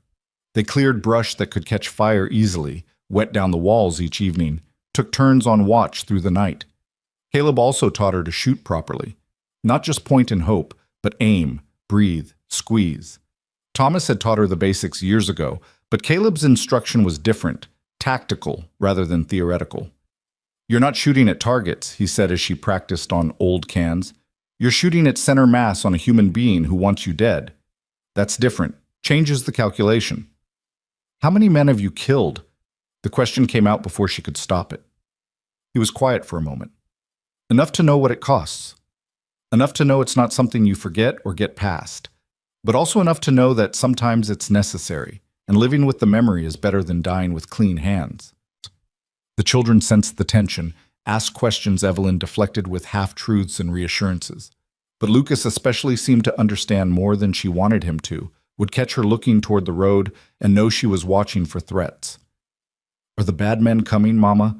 he asked on the third night, his voice small in the darkness of her room where he'd climbed into bed beside her. Too old for such things, but young enough to need the comfort. "I don't know, baby. Maybe. But if they do, we're ready." "I'm scared."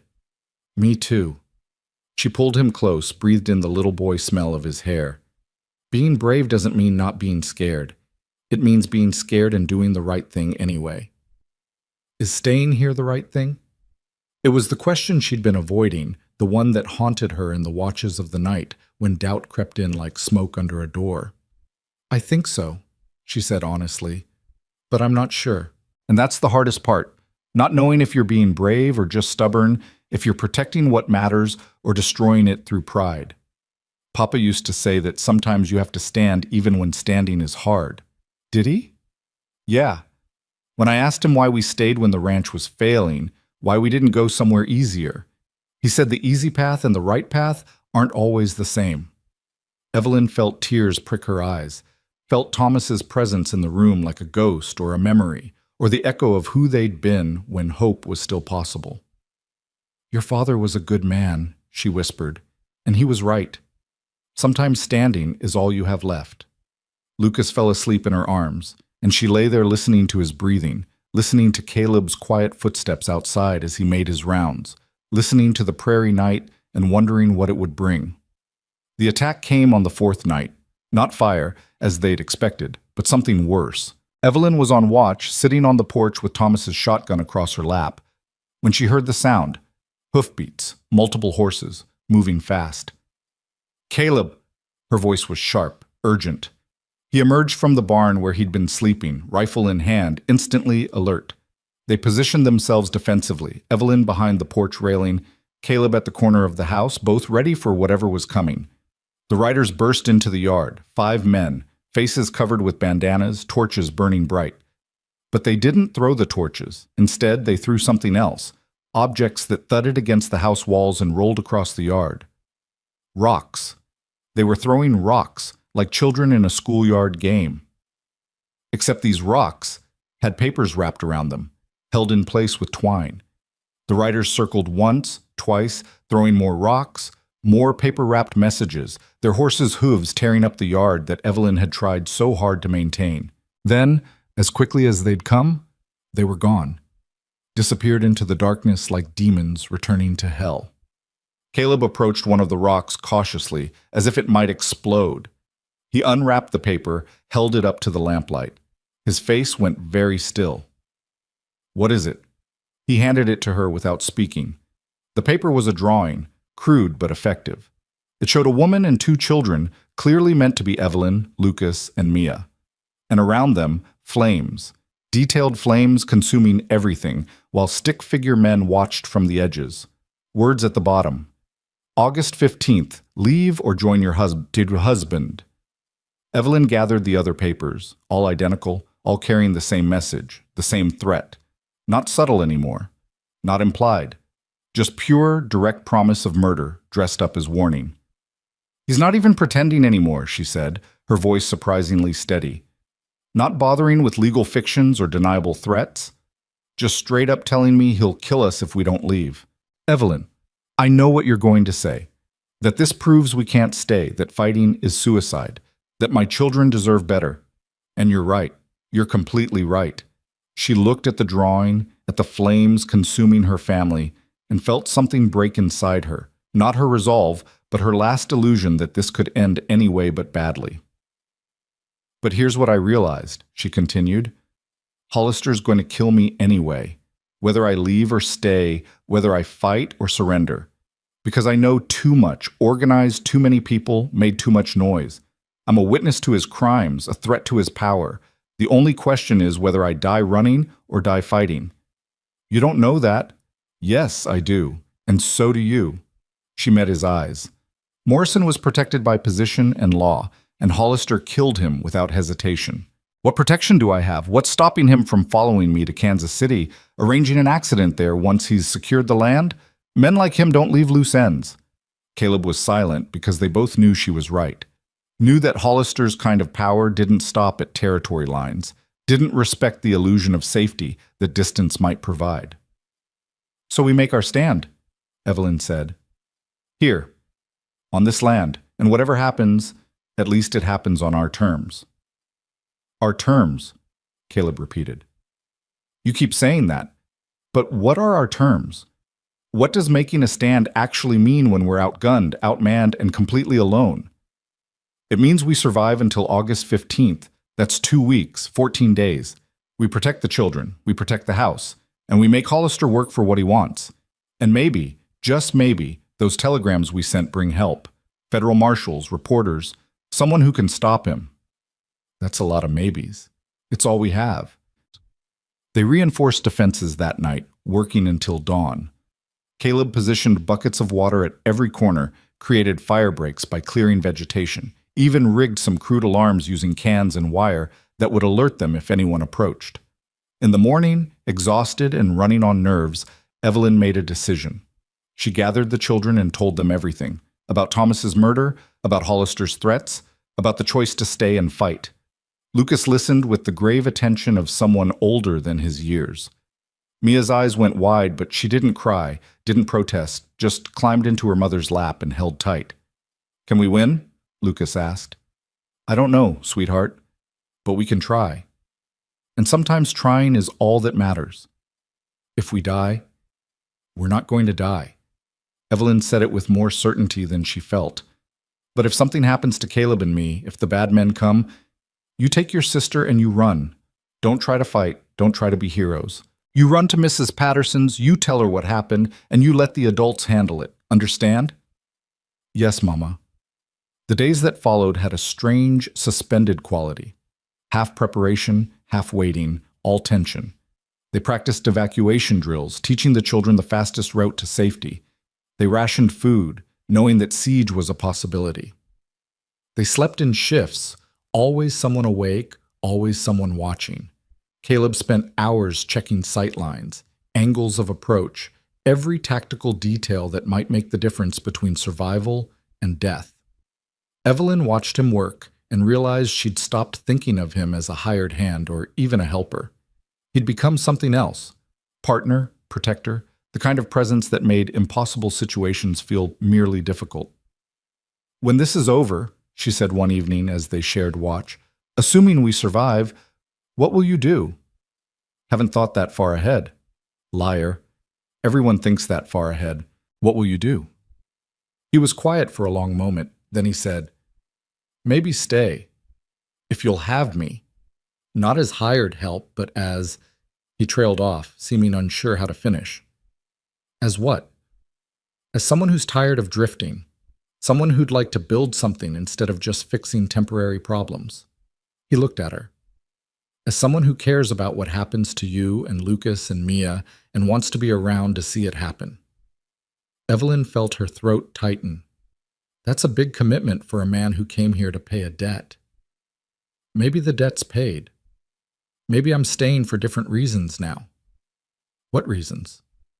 You really need me to say it? She looked at him in the lamplight, this scarred, competent, unexpectedly gentle man who'd appeared when she needed him most and stayed when everyone else ran. And she realized with sudden clarity that somewhere between the well pump and the fence posts and the burning boarding house, something had shifted. Need had become want. Alliance had become something deeper. Yes, she said softly, I really need you to say it. But before Caleb could respond, before words could make real what they both felt, the sound came, distant but unmistakable. Hoofbeats. Many of them. Coming fast from the direction of town. They both stood, weapons ready, hearts hammering. This was it. The moment they'd been preparing for, dreading, anticipating. Hollister was coming, and he wasn't bothering with warnings anymore. The riders appeared on the horizon, a dozen at least, maybe more, silhouetted against the dying light like a vision of apocalypse. They came in formation, disciplined, armed, and Evelyn knew with sick certainty that this wasn't intimidation. This was execution. "Get the children," Caleb said urgently. "Get them to the hiding place we prepared. Now." But Evelyn was already moving, already scooping up Mia, already pushing Lucas toward the root cellar where they'd created a concealed space behind the shelves. It's safe as anywhere could be safe, which wasn't very. "Stay quiet," she told them.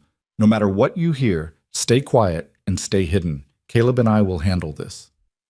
"Mama, I love you, both of you, more than anything. Remember that." She sealed them in, her hands shaking, her heart breaking, knowing this might be the last time she saw their faces. When she emerged, Caleb was positioned behind the water trough, rifle trained on the approaching riders. She took her place beside him, shotgun ready, and together they waited for the end of the world to arrive in the form of J.T. Hollister's private army. But as the riders got closer, as details emerged from the gathering darkness, Evelyn saw something that made no sense. The lead rider wasn't Webb or any of Hollister's known men. The lead rider wore a badge that caught the lamplight and threw it back like a promise. Federal Marshal. And behind him, more badges, more men in official capacity, and bringing up the rear, reporters with notebooks and cameras documenting everything.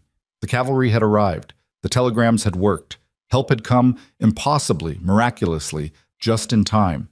Evelyn felt her legs go weak, felt Caleb's hand steady her, felt the weight of 2 weeks' terror suddenly lift like fog burning off in morning sun. They'd survived.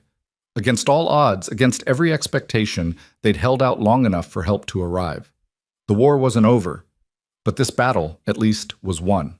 The lead marshal dismounted with the practiced ease of a man who'd spent more time in saddles than in beds, his badge catching lamplight as he approached with his hand raised in a gesture of peace. He was older than Evelyn expected, maybe 55, with iron-gray hair and the kind of weathered face that suggested he'd seen enough of humanity's darkness to no longer be surprised by it. "Mrs. Evelyn Carter?" His voice carried authority, without arrogance. "Yes." She lowered the shotgun but didn't set it aside. Trust had to be earned, even from men with badges. "I'm Marshal James Hawthorne, out of the federal office in Guthrie. These are my deputies, and the gentlemen with the notebooks are reporters from Kansas City and St. Louis papers." He gestured toward the group behind him. "We received some very interesting telegrams about territorial corruption, land fraud, and the murder of a government official. Thought we should investigate before things got any worse." "You're about 2 weeks late," Evelyn said, and heard the bitterness in her own voice. "Morrison's already dead. My husband's been gone for 18 months, and J.T. Hollister's been stealing land with impunity for 3 years. "Yes, ma'am, I'm aware, which is why I brought backup and documentation specialists." Hawthorne's expression was grim. "Your telegrams weren't the only ones we received. Turns out Morrison sent his own messages before he died, copies of the evidence you'd given him, reports of threatened violence, concerns about local corruption. Between your testimony and his documentation, we've got enough to launch a formal investigation into Hollister's operations." Investigation. The word tasted like ash in Evelyn's mouth. Morrison died during an investigation. What makes you think this will be any different? Because Morrison was alone, operating in hostile territory with limited backup. "I've got 20 federal deputies, jurisdiction that supersedes local authority, and enough political pressure from those newspaper stories to ensure this doesn't get buried quietly." He paused. "And because I'm not leaving until Hollister's either cleared or arrested, those are the only 2 outcomes on the table." Caleb stepped forward, his rifle still held at ready. "You say you have jurisdiction. Does Hollister know you're here?" "Not yet. We came in quiet, camped outside town, planned our approach carefully, but he'll know soon enough. Can't hide a force this size for long." Hawthorne looked toward the house, taking in the defensive preparations, the water barrels positioned at corners, the cleared fire breaks. "Looks like you were expecting trouble." "Trouble's been threatening for days. We were preparing to either survive it or die fighting it." Evelyn's voice was steady, despite the adrenaline still coursing through her system. My children are hidden in a root cellar because I didn't know if you were salvation or execution riding toward us. Something passed across Hawthorne's face. Respect, maybe, or recognition of what it cost to stand ground when every instinct screamed to run. Can you get them? I'd like to speak with all of you, understand exactly what's been happening here. Evelyn retrieved Lucas and Mia from their hiding place, their faces pale but composed. Their trust in their mother absolute, even when that trust meant crouching in darkness while armed men approached. They emerged blinking into lamplight, taking in the badges and official presence with the wide-eyed uncertainty of children who'd learned that authority didn't always mean safety. They gathered around the kitchen table, too many people for the small space, but no one suggested moving outside where conversations could be overheard or targets could be acquired. Evelyn told the story from the beginning, starting with Thomas's disappearance and moving through 18 months of systematic pressure, implied threats, and escalating violence. Caleb added details about the fence work, the well repair, the observation of patterns that suggested deliberate sabotage rather than natural disaster. The reporters scribbled frantically, their pencils scratching across paper like hungry insects. One of them, a younger man with ink-stained fingers and sharp eyes, kept interrupting with questions that suggested he understood the story's significance beyond simple frontier drama. So you're alleging that J.T. Hollister, one of the territory's most prominent businessmen, has been systematically murdering and defrauding settlers to acquire their land? The reporter's tone was neutral, but his excitement was barely contained. And you have documentation to support this? Had documentation, Evelyn corrected. It burned with Morrison. But the families who gave testimony are still alive, most of them anyway, the ones who didn't run after Morrison's death.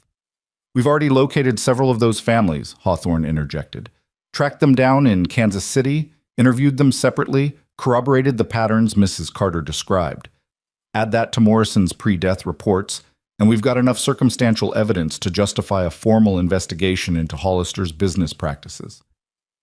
Circumstantial doesn't put men in prison, Caleb said quietly.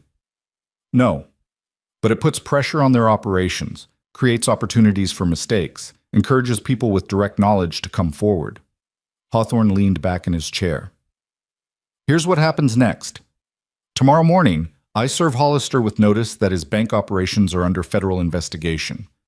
All foreclosures are suspended pending review, all land transfers frozen, all business activities subject to oversight. We audit his books, interview his associates, trace the money trail, and we see what shakes loose when a man who's operated in shadows suddenly finds himself in daylight. He'll fight back, Evelyn said. He's killed to protect his empire. He won't just surrender because a marshal asks nicely. I'm counting on him fighting back. Men make mistakes when they panic, reveal connections they'd rather keep hidden, throw allies under wagons to save themselves. Hollister's power depends on fear and secrecy. We break both, and his whole operation starts crumbling. It was a good plan, maybe even a workable plan, but Evelyn had spent too long living in the gap between theory and reality to trust promises from men with badges, no matter how sincere they seemed. What about protection? She asked. When Hollister realizes what's happening, when he understands he's being investigated, what stops him from burning this ranch to the ground out of spite? What stops him from killing me and my children before your investigation can touch him? I do. Hawthorne's voice was flat, final. 2 of my deputies will be stationed here, full-time, until this is resolved. Anyone approaches this property with hostile intent, they'll answer to federal authority. And if Hollister's foolish enough to test that authority, he'll find himself facing charges that make land fraud look like jaywalking. Evelyn wanted to believe him, wanted to trust that after weeks of terror and isolation, help had finally arrived in meaningful form. But trust was a luxury she'd lost somewhere between Thomas's disappearance and Morrison's murder. I'll believe it when I see Hollister in handcuffs, she said. Fair enough. Hawthorne stood, his deputies rising with him. My men will position themselves outside. You folks get some rest. Actual rest, not just watch shifts. Tomorrow we take the fight to Hollister, and I want witnesses who can testify without collapsing from exhaustion. The reporters wanted more interviews, more details, more of the human interest angle that would sell papers and create political pressure. But Hawthorne shooed them away with the authority of a man who understood that story could wait for morning, That what these people needed wasn't more questions, but space to process the fact that maybe, possibly, they might actually survive this. After everyone had left, after the deputies had positioned themselves strategically around the property, after the children had been coaxed back to their beds with promises that the bad men couldn't hurt them now, Evelyn and Caleb found themselves alone on the porch in the darkness, too wired to sleep despite the exhaustion pulling at them. "Do you believe him?" she asked. "Hawthorne, do you believe he can actually stop Hollister?" Caleb was quiet for a long moment, considering. "I believe he'll try. Whether trying is enough." He shrugged. Men like Hollister don't build empires without contingency plans, without ways to protect themselves, even when the walls start closing in. So no, I don't think this ends with a simple arrest and trial. I think it gets messier before it gets cleaner. That's what I thought too. But, Caleb continued, I also think we've got better odds now than we did 3 hours ago. Federal backing, press attention, protection for you and the kids, that changes the equation. Doesn't guarantee victory, but gives us a fighting chance we didn't have before. They sat in silence, listening to the night sounds and the quiet footsteps of deputies on patrol. Somewhere in the distance, a coyote called and was answered by another, their voices carrying across the prairie like promises or warnings depending on your perspective. "Earlier," Evelyn said, "before the marshals arrived, you were going to say something about reasons for staying." She felt rather than saw Caleb's smile in the darkness. "Was I?" "Don't deflect. I asked you to say it, and then the world interrupted. But I'm still asking." He was quiet for so long she thought he might not answer. Then he said, "I stay because somewhere between fixing your well pump and fortifying your barn, I stopped thinking about debt and started thinking about home. Because when I look at you, I see someone who refused to break even when breaking would have been easier, and that's rare enough to be worth holding on to. Because Lucas needs a man who can teach him to be strong without being cruel, and Mia needs someone who will make her feel safe without making her feel small. And because you—" He stopped, started again. "Because you make me want to stop running from what I lost and start building toward what I might find." Evelyn felt tears prick her eyes, felt something in her chest that had been locked tight for 18 months begin to loosen. "That's not paying a debt forward. That's asking for something entirely different." "I know. That's asking for a future when we don't even know if we have a present." "I know that too." "And you're still asking?" "I'm still asking." She turned to look at him, the stranger who'd become necessary, this man who'd stood beside her when everyone else ran. In the lamplight from the house, his face was half shadow and half illumination, scarred and honest and waiting for an answer he had no right to expect. "Ask me again when Hollister's arrested," she said quietly. "Ask me when my children are safe and my land is secure, and I have the luxury of thinking beyond simple survival. Ask me then, and I'll give you a better answer than I can give now." "That's not a no." "No, it's not a no." He nodded, accepting the partial promise, understanding that some decisions couldn't be made under duress. They sat together until the sky began to lighten with the first suggestion of dawn, neither speaking, both taking comfort in presence that asked nothing and offered everything. Morning came with the kind of crystalline clarity that made the territory beautiful in the moments between brutal heat and brutal cold. Evelyn woke from a sleep she didn't remember falling into, found herself on the porch with a blanket someone, Caleb, obviously, had draped over her shoulders. The children were already awake, being fed breakfast by one of the deputies who'd apparently taken on cooking duties with the same efficiency he brought to standing watch. Lucas and Mia seemed almost normal, laughing at something the deputy said, temporarily freed from the fear that had shadowed them for weeks. Hawthorne arrived as Evelyn was finishing her coffee, his face set with the grim determination of a man about to do something unpleasant but necessary. "We're moving on Hollister this morning," he announced, serving notice, beginning the investigation, making it clear that federal authority supersedes whatever local arrangements he's made. "I'd like you there, Mrs. Carter. You and Mr. Ward both. Show Hollister that the people he tried to intimidate aren't intimidated anymore." "Is that wise, putting targets in front of him?" "You're already targets. At least this way, you're targets surrounded by federal deputies and newspaper reporters. Safest you're likely to be until this is resolved."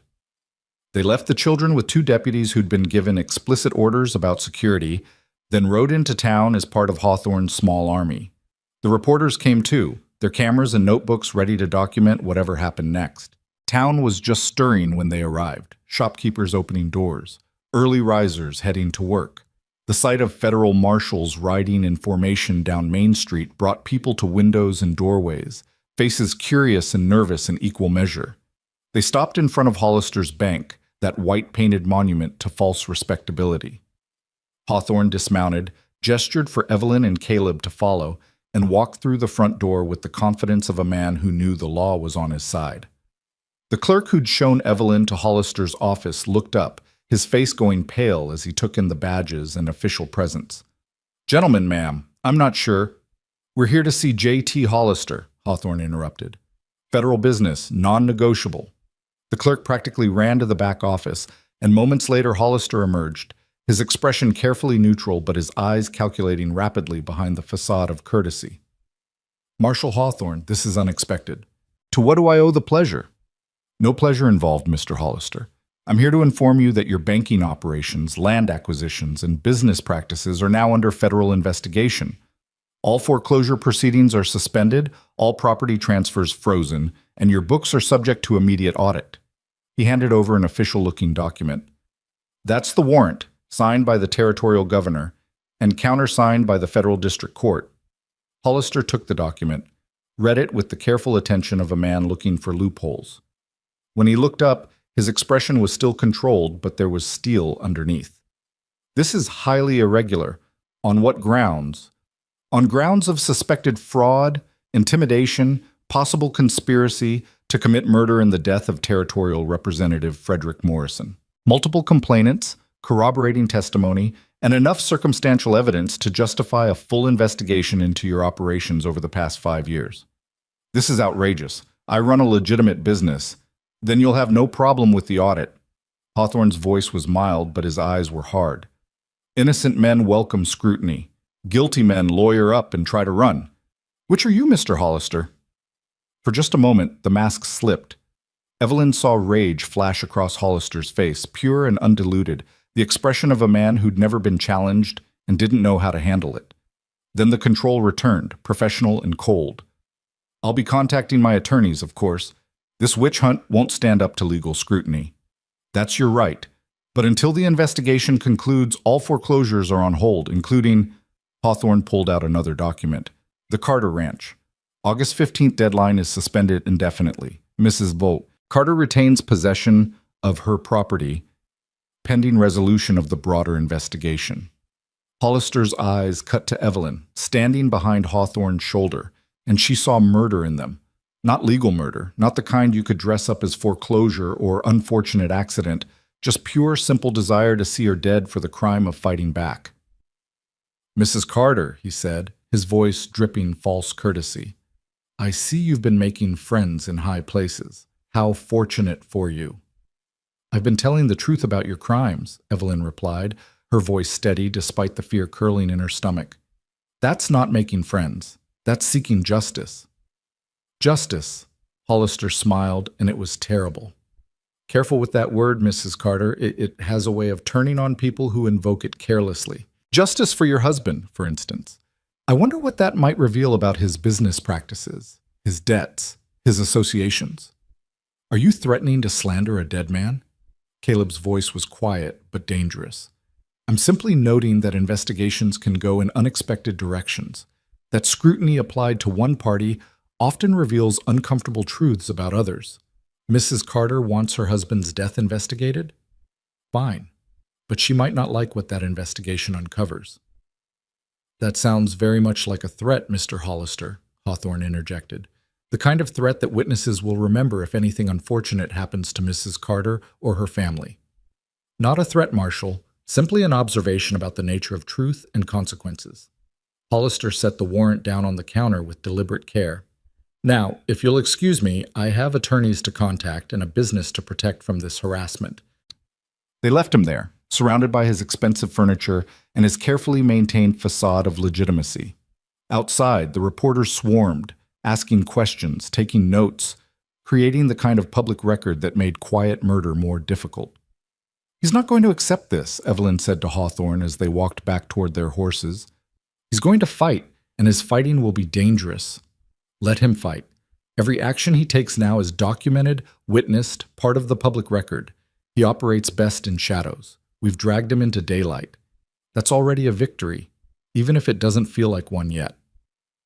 They spent the rest of the day giving formal statements, being interviewed by reporters, building the case that would either free Evelyn from Hollister's threat or end up being her elaborate obituary. The reporters ate it up. Widow stands against corrupt businessmen, federal investigation into territorial land theft, murdered government official, and disappeared rancher. It had all the elements of a story that would sell papers and create the kind of political pressure that ended careers. By evening, exhausted and wrung out, they returned to the ranch to find everything intact, the children safe, the deputies alert. It felt almost normal, as if the nightmare of the past weeks had been just that, a dream that daylight could dispel. But Evelyn knew better, knew that Hollister was somewhere in town, plotting his response, calculating how to turn the situation to his advantage or at least minimize his losses. Men like him didn't go down quietly. 2 days later, she learned she was right.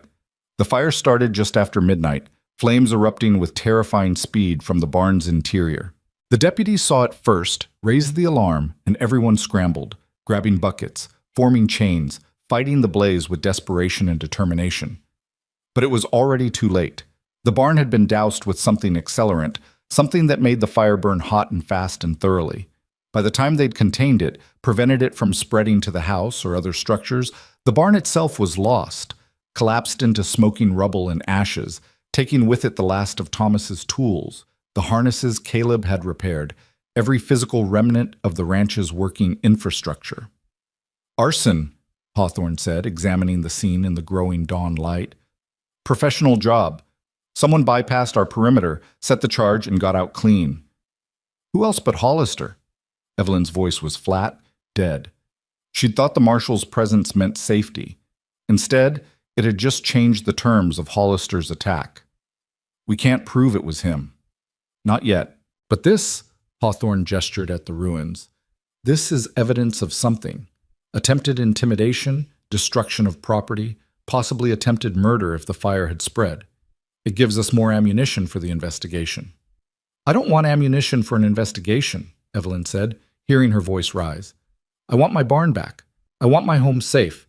I want my children to stop having nightmares about fire. When does that happen, Marshal? When do we get to stop being victims in someone's legal proceeding and just be a family again? Hawthorne had no answer for that, and his silence was more honest than any promise would have been. The investigation ground forward with the speed of government bureaucracy, which was to say, glacially.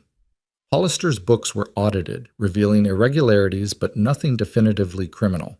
His associates were interviewed, providing careful testimony that admitted nothing and implicated no one. Evidence was gathered, cross-referenced, documented with exhaustive thoroughness, and through it all Hollister remained free, operating his bank and his businesses under heightened scrutiny, but still operating, still powerful, still dangerous. The problem, Hawthorne explained over dinner one evening, 2 weeks into the investigation, is that he's insulated himself brilliantly. All the actual criminal work, the arson, the intimidation, the probable murder, was done by proxies. Webb and men like him, who are either too loyal or too scared to testify against their employer. We can prove Hollister benefited from these crimes, but proving he ordered them is nearly impossible without cooperation from the men who committed them. So he gets away with it, Evelyn said bitterly. Not necessarily.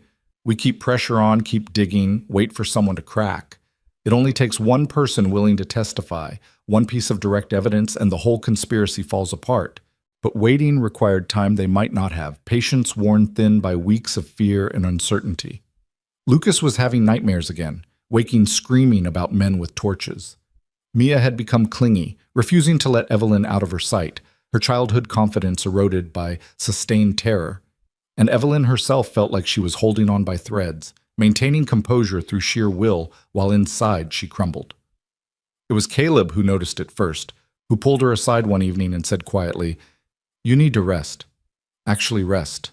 Not just pretend to sleep while running scenarios in your head." "I can't. If I stop, if I let my guard down, then I'll keep guard up." That's what I'm here for." His hands were gentle on her shoulders, grounding her. "Evelyn, you're no good to your children if you collapse from exhaustion. Let someone else carry the weight for a few hours." "I don't know how to stop carrying it." "I know, but try anyway. For them, if not for yourself." She tried. Went to bed that night and actually slept, deep and dreamless, trusting Caleb and the deputies and the marshals to keep watch.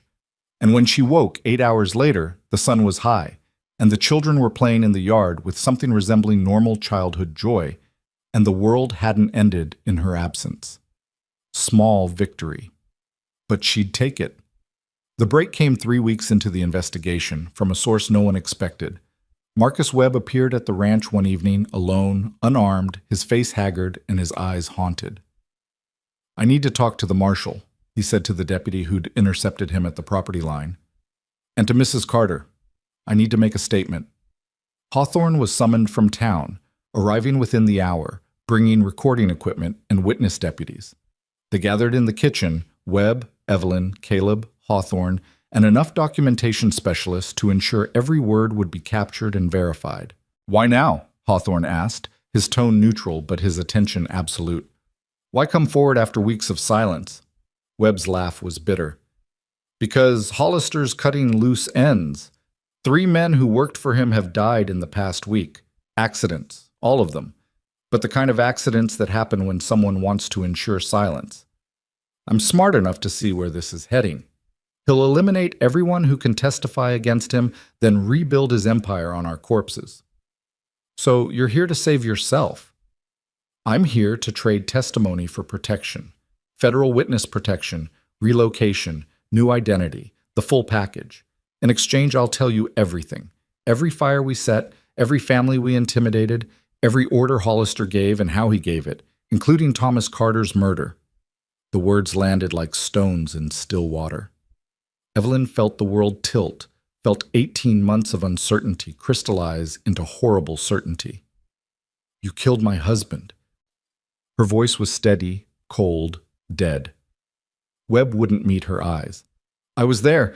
Didn't pull the trigger myself, but I helped dispose of the body, helped cover the tracks. Hollister ordered it because Carter was gathering evidence, planning to go to the territorial authorities. We made it look like an accident, threw his horse, made it seem like he'd wandered off confused." "Where is he?" Evelyn's hands were clenched so tight her nails drew blood from her palms. "Where's his body?" "Old mine shaft about 15 miles southeast of here. Collapsed mine, shaft goes down maybe 60 feet. We put him there. Collapsed more of the shaft on top. Figured no one would ever find him." Evelyn stood abruptly, her chair scraping across the floor. She needed to move, needed to breathe, needed to process the fact that she'd finally gotten the confirmation she'd sought for 18 months, and it felt nothing like the closure she'd imagined. Caleb's hand found her elbow, steadying her, and she leaned into him without shame or hesitation. Some moments required support beyond pride. "Keep talking," Hawthorne said to Webb, his voice hard. "I want every detail, every crime, every piece of evidence that connects Hollister to this conspiracy. You want protection? You earn it by giving me enough to put him away for life." Webb talked for 4 hours, detailing a conspiracy that stretched back 5 years and involved dozens of crimes: arson, fraud, intimidation, 3 confirmed murders including Thomas Carter and Frederick Morrison. He provided dates, locations, names of other participants, details that could be verified and cross-referenced. And through it all, he painted a picture of J.T. Hollister as a man who'd built an empire on systematic violence and called it business. By the time Webb finished, dawn was breaking, and Hawthorne had enough evidence to arrest not just Hollister, but half his organization. "We move today," the marshal said, already organizing his deputies. "Before word gets out that Webb's talking, before Hollister has a chance to run or destroy evidence. Mrs. Carter, Mr. Ward, you'll want to stay here, stay safe. This could get ugly." "I'm coming," Evelyn said flatly. "Thomas died because of that man. Morrison died because of him. I've earned the right to see him answer for it." Hawthorne looked like he wanted to argue, then nodded. "All right. But you stay back, stay safe, and if shooting starts, you hit the ground. Understood?" "Understood." They rode into town at mid-morning, a force of 20 deputies plus Evelyn, Caleb, and the reporters who'd been documenting everything. The streets cleared as people saw them coming, sensed that something significant was happening, wanted to witness it, but from safe distance. Hollister was in his bank, conducting business as if the world weren't closing in around him. He looked up as Hawthorne entered, and for just a moment, his mask slipped entirely. He knew. Somehow, he knew. J.T. Hollister, Hawthorne said formally, you're under arrest for conspiracy to commit murder, fraud, arson, intimidation of witnesses, and about 15 other charges I'll detail once you're in custody. You have the right to remain silent. On whose testimony? Hollister interrupted, his voice sharp. Webb's. That coward who'd say anything to save his own neck? You think his word will stand up in court? His word, plus corroborating evidence, plus forensic examination of the crimes he detailed, plus testimony from victims like Mrs. Carter here. Hawthorne gestured to Evelyn. You built your empire in shadows, Mr. Hollister. But shadows disappear in sunlight, and we've got enough light to illuminate everything you've done. For a long moment, Hollister just stared. At Hawthorne, at the deputies with guns drawn, at Evelyn standing in the doorway, alive despite his best efforts. Then something in him seemed to collapse, the facade of respectability crumbling to reveal the violence underneath.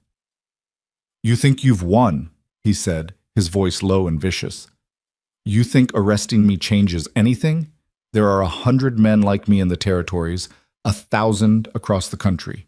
Men who understand that power is the only currency that matters, that law is just a tool for whoever's willing to use it ruthlessly. I'm not the disease, Mrs. Carter. I'm just a symptom. Maybe so, Evelyn replied, her voice steady. But symptoms can be treated, and every symptom eliminated makes the disease a little weaker. So yes, Mr. Hollister, I think arresting you changes something. Maybe not everything, but something, and I'll take that victory.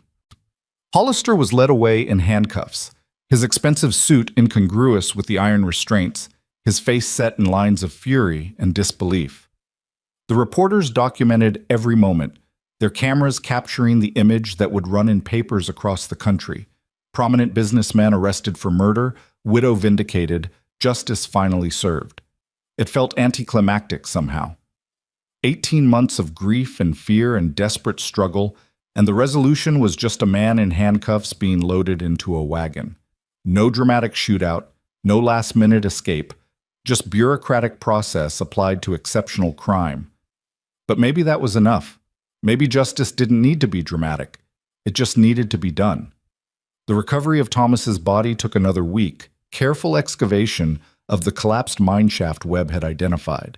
When they finally brought him up, what remained of him, bones and tatters of clothing and a wedding ring that Evelyn had placed on his finger 7 years ago, she felt a grief that was somehow both fresh and ancient.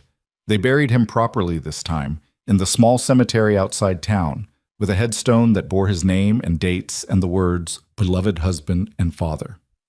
Lucas and Mia stood beside her, holding her hands, as the territorial minister spoke words about rest and peace and justice finally served. Caleb stood slightly apart, giving them space for family grief, but his presence was a comfort nonetheless.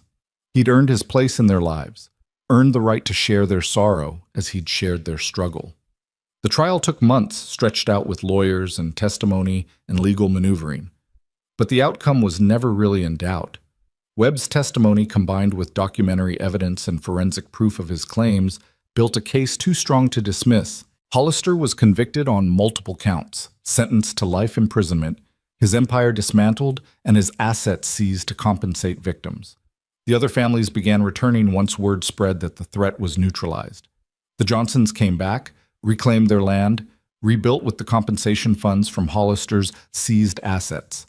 The Mendozas returned to their ranch, cleaned their poisoned well, started over with livestock purchased using restitution money. One by one, the scattered victims of Hollister's conspiracy came home, drawn by the promise that justice had created space for rebuilding. Evelyn's foreclosure was permanently dismissed, her debt forgiven as part of the settlement, recognizing that the loan terms had been fraudulent from the start. She owned the ranch free and clear, 40 acres of hard prairie that had cost more than she could calculate, but was finally completely hers. The barn was rebuilt over the course of that fall, a community effort with neighbors contributing labor and materials, repaying debts of solidarity and shared survival. Lucas worked alongside the men, learning carpentry and cooperation, transforming from boy to young man in the process. Mia helped wherever she could, her childhood joy gradually returning as the nightmares faded. And Caleb stayed.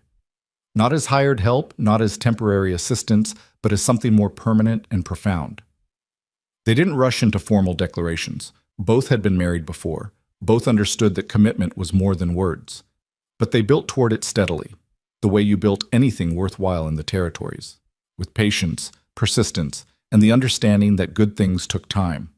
It was a cold November morning, the first real frost of the season sparkling on prairie grass, when Evelyn found herself standing on the porch, looking at the rebuilt barn and thinking about trajectories. How 18 months ago she'd been alone, desperate, certain that the story was ending. How a stranger on a pale horse had appeared at exactly the right moment, fixing her well pump and somehow fixing everything else in the process. Thinking deep thoughts? Caleb emerged from the barn, his breath fogging in the cold air, his hands wrapped around a cup of coffee that steamed like a promise. Thinking about miracles, she said. Not the religious kind, the human kind. The kind that shows up when you've given up hope and reminds you that sometimes broken things can be fixed. That a comment about well pumps or something else? Something else. She turned to look at him. This man who'd stayed when everyone else ran, who'd stood beside her through fear and fire and the slow grinding machinery of justice. Remember when you asked me something and I said to ask again when Hollister was arrested? I remember. He's not just arrested anymore. He's convicted, imprisoned, neutralized. My children are safe. My land is secure. I have the luxury now of thinking beyond survival. And? His voice was carefully neutral, but she saw hope in his eyes, tentative and precious. And I'm saying yes to whatever you were asking, to building something instead of just surviving, to having a partner instead of just a helper, to... She paused, made herself say it clearly.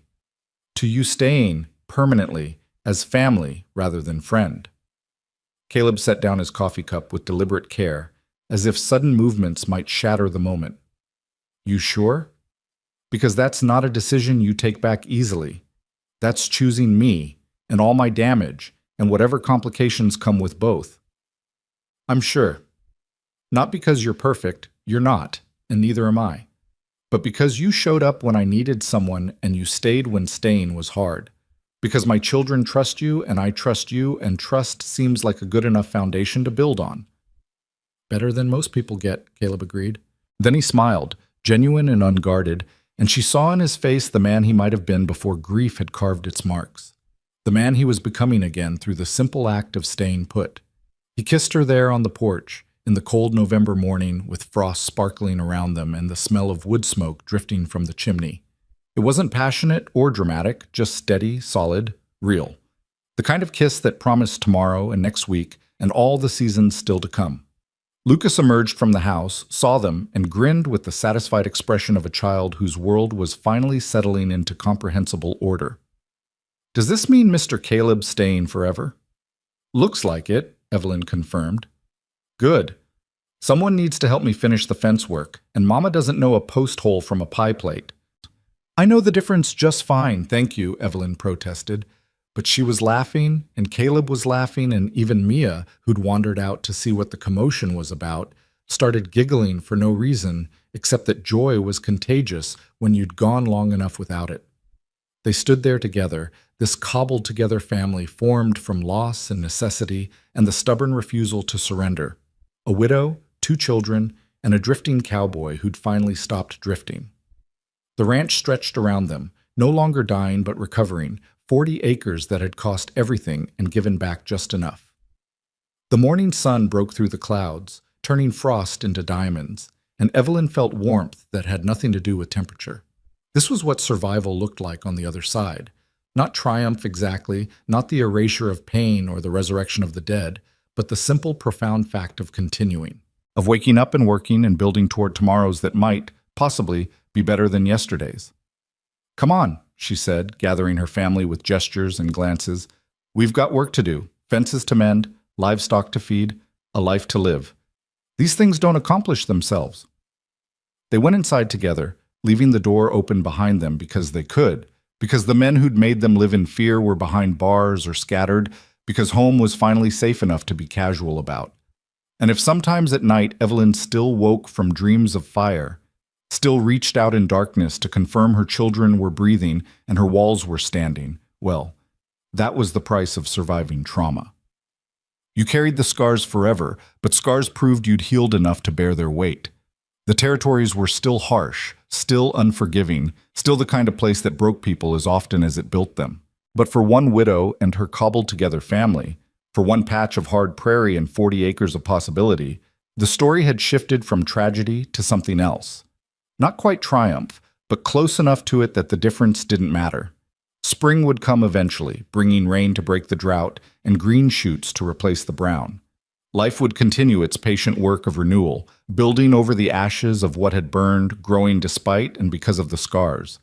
And on a ranch that had almost died but didn't, a family that had almost broken but held together, they would wake each morning and choose to continue, choose to build, choose each other. Because in the end, that was the only choice that mattered. Not whether to fight or flee, not whether to surrender or stand, but whether to believe that tomorrow could be written differently than yesterday. They believed. And in the territories, in that time, in that place where hope was a luxury and survival was currency, believing was enough. It had to be.